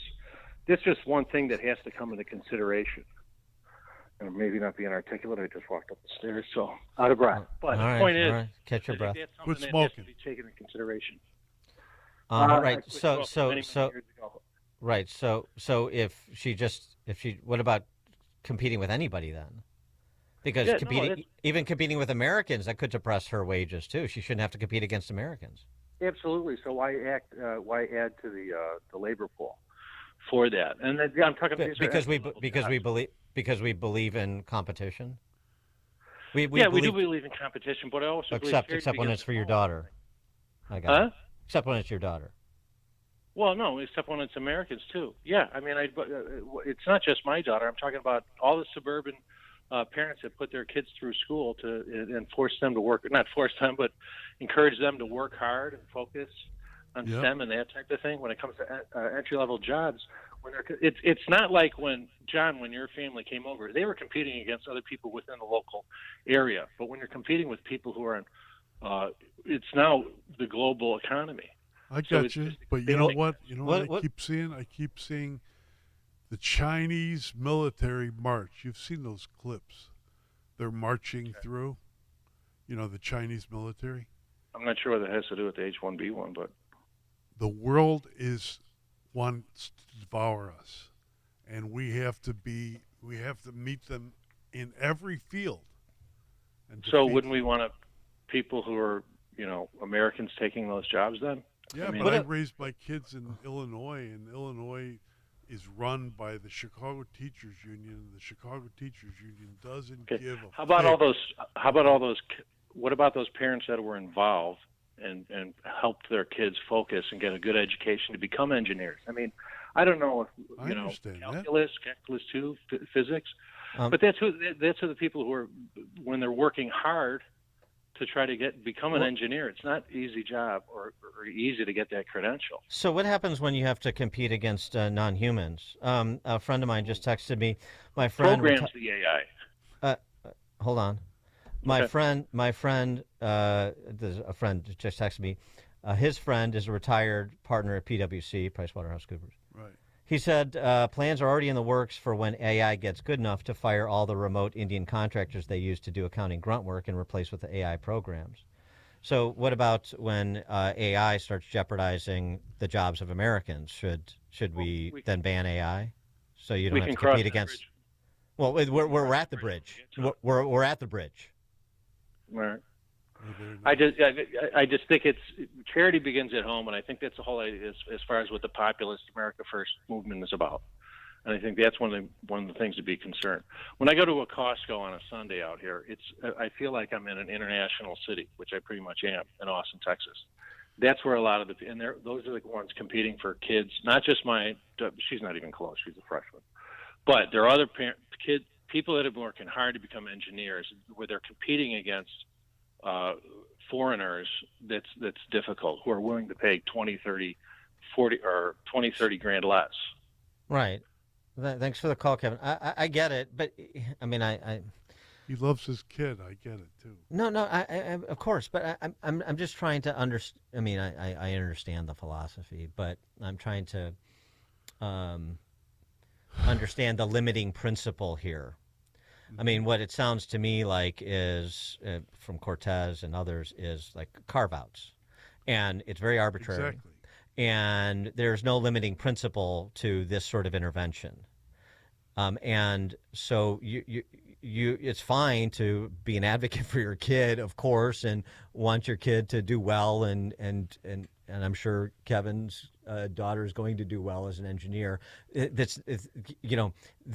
Remember, the H-1B visa program is 65,000 plus 20,000 with master's degrees, 85,000 people. It's not like they're crowding out all of the software engineers and auditors and financial services professionals and so forth. I mean, as I mentioned yesterday, just going through like the top 8 tech companies in terms of total employment, that's 2.2 million people alone. So that's one thing. But the other thing is Milton Friedman. The Pencil. No, Pencil was Leonard Reed, but the Milton Friedman's example of the competing shoe stores.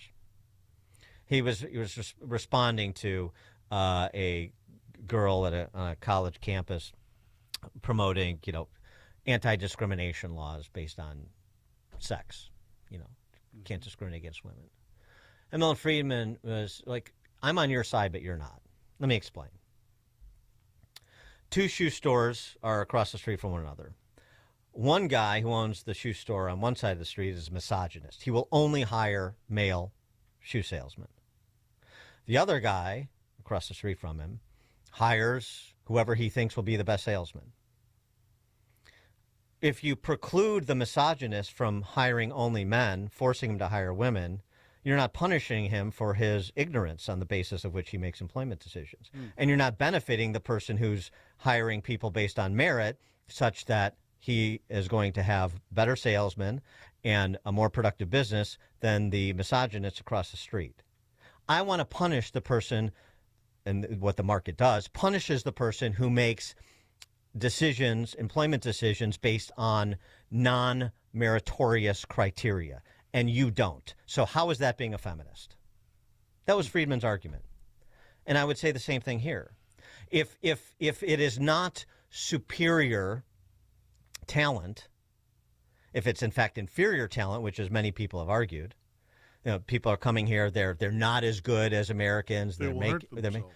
Well, then the businesses that are making those decisions, exactly, as I said at the outset of our conversation with Cortez, are being penny wise and pound foolish, and the market will punish them as compared to those that are looking at merit and value add to the company, which is what most companies try to do.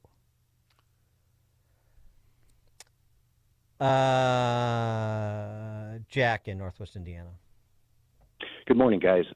My story is similar to John Cass's story in that I'm a first-generation American. My parents and grandparents coming here in the 50s as part of the immigration move. Mm-hmm. They happen to be German, so it's a bit more challenging. But in particular, my dad's story, I recall him telling me, here's $20, you have a sponsor. He sort of was somewhat indentured. He had to go to some farm in Dickinson, North Dakota, work it off on a road crew in a farm. My grandfather, I recall growing up, learning cursive. He was a carpenter, and here he was trying to assimilate, learn the language. I'm not fixated on engineers and who's taking what jobs. What I'm fixated on, I dearly believe in immigration because the life that I have is a result of immigration. But I very much am focused on culture, value, blending in, and not coming to this country and saying, what do you have for me? My dad's story and his $20 and his indentured servitude for a while, how does that compare to being flown to New York, being given Visa cards, staying at the hotels, getting phones? That part has to be worked out forever. Set in stone. If you come here, it needs to be accretive, no matter what your skills are. If you're cleaning toilets or if you are a software engineer, you need to assimilate, learn the language, and meld into society that ultimately is Judeo-Christian since the founding of this country. And that's what really just angers me beyond belief as it relates to this immigration concept. Read The Dying Citizen by Victor Davis Hanson. Thanks for the call, Jack. Thank you. Yeah, Dying Citizen is good. That's completely right. And one of the sort of the straw man that is being raised is this idea that certainly anybody on this show is for, mass immigration, importation, the stuff that Jack was talking about. No, nobody's for any of that. We're talking very specifically about whether we want to allow people that will be productive, non-state dependents, into this country under certain special classifications within a larger framework of how we manage immigration. Although your larger point about what AI will do to the accounting profession is why my son Spiro left University of Indiana or in IU and became an electrician because he could see it coming. He didn't want that to happen to him. And I understand the America First piece. I mean, that's a good example. And I understand the America First piece of this, and to some extent I agree with it. For example, I've made the case on this show many times that University of Illinois is abrogating its responsibility as a land-grant university to prioritize Illinois families when it comes to admissions and taking too many Chinese nationals in particular because they pay full freight. And it's not about that. It's not about China. It's just about any foreign country being or foreign nationals being prioritized. So, but that's very specific because there was a compact. As a land-grant university, you shall do this, and they're not abiding their compact. So this is why I'm not suggesting that it's global competition for every job, and that there's no governor on the numbers of H-1B visa holders that are allowed in on an annualized basis, or O-1 visa grantees on an annualized basis.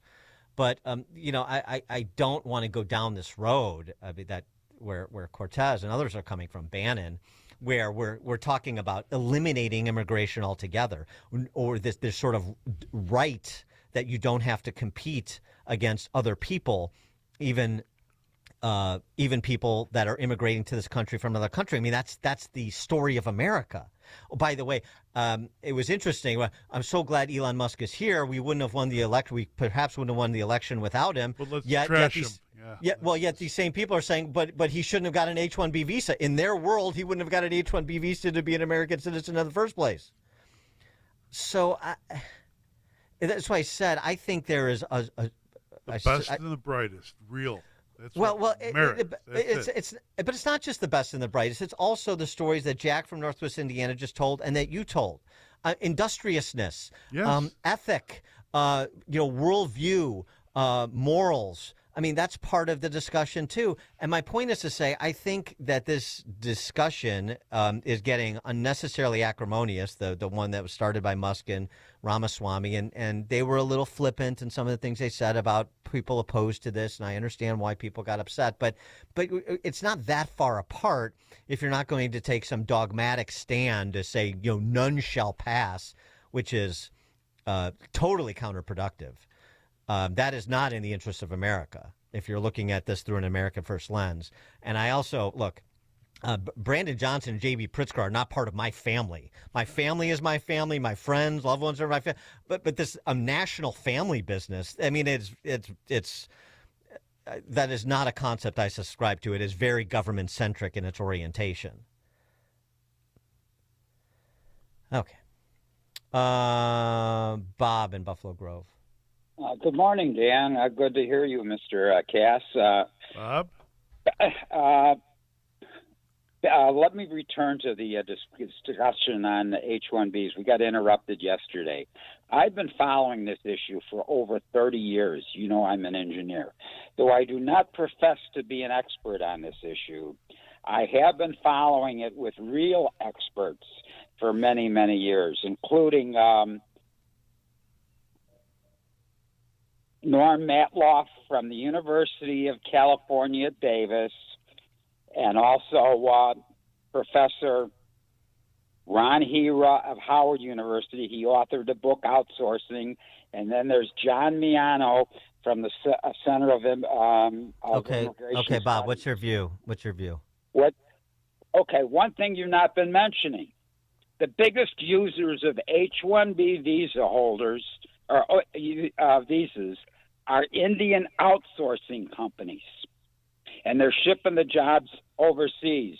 And then there's all the firing of American workers. You're not talking about that. Remember Disney? It keeps on going back. There's a lot of engineers that were fired. And then you don't mention discrimination in Silicon Valley. They rather hire foreign workers than to hire the minorities in the United States. I could go on and on. I think you really need to take a look at it, Dan. Yeah. Thanks for the call, Bob. Appreciate it. Dawn in Batavia. Good morning. I'd like to have a real discussion. I am a space physicist and radio astronomer.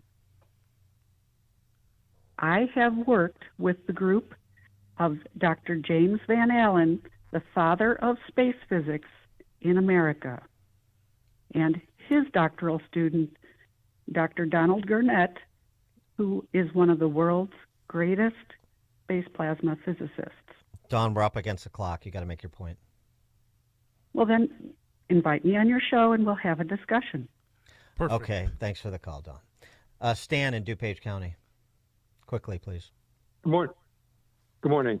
One word to throw at you, Boeing. When the system fails, when the accreditations are not followed, when you're not hiring merit-based qualifications, abilities, you get Boeing.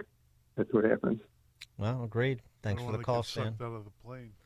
MEI, merit, excellence, and intelligence. That's the basis that I support, at least, for employment and just about everything else. John Cass, johncassnews.com, sat in for Amy this morning. Thank you so much, John. Always great to have you. Thanks for having me. Everybody, we love you at John Cass News.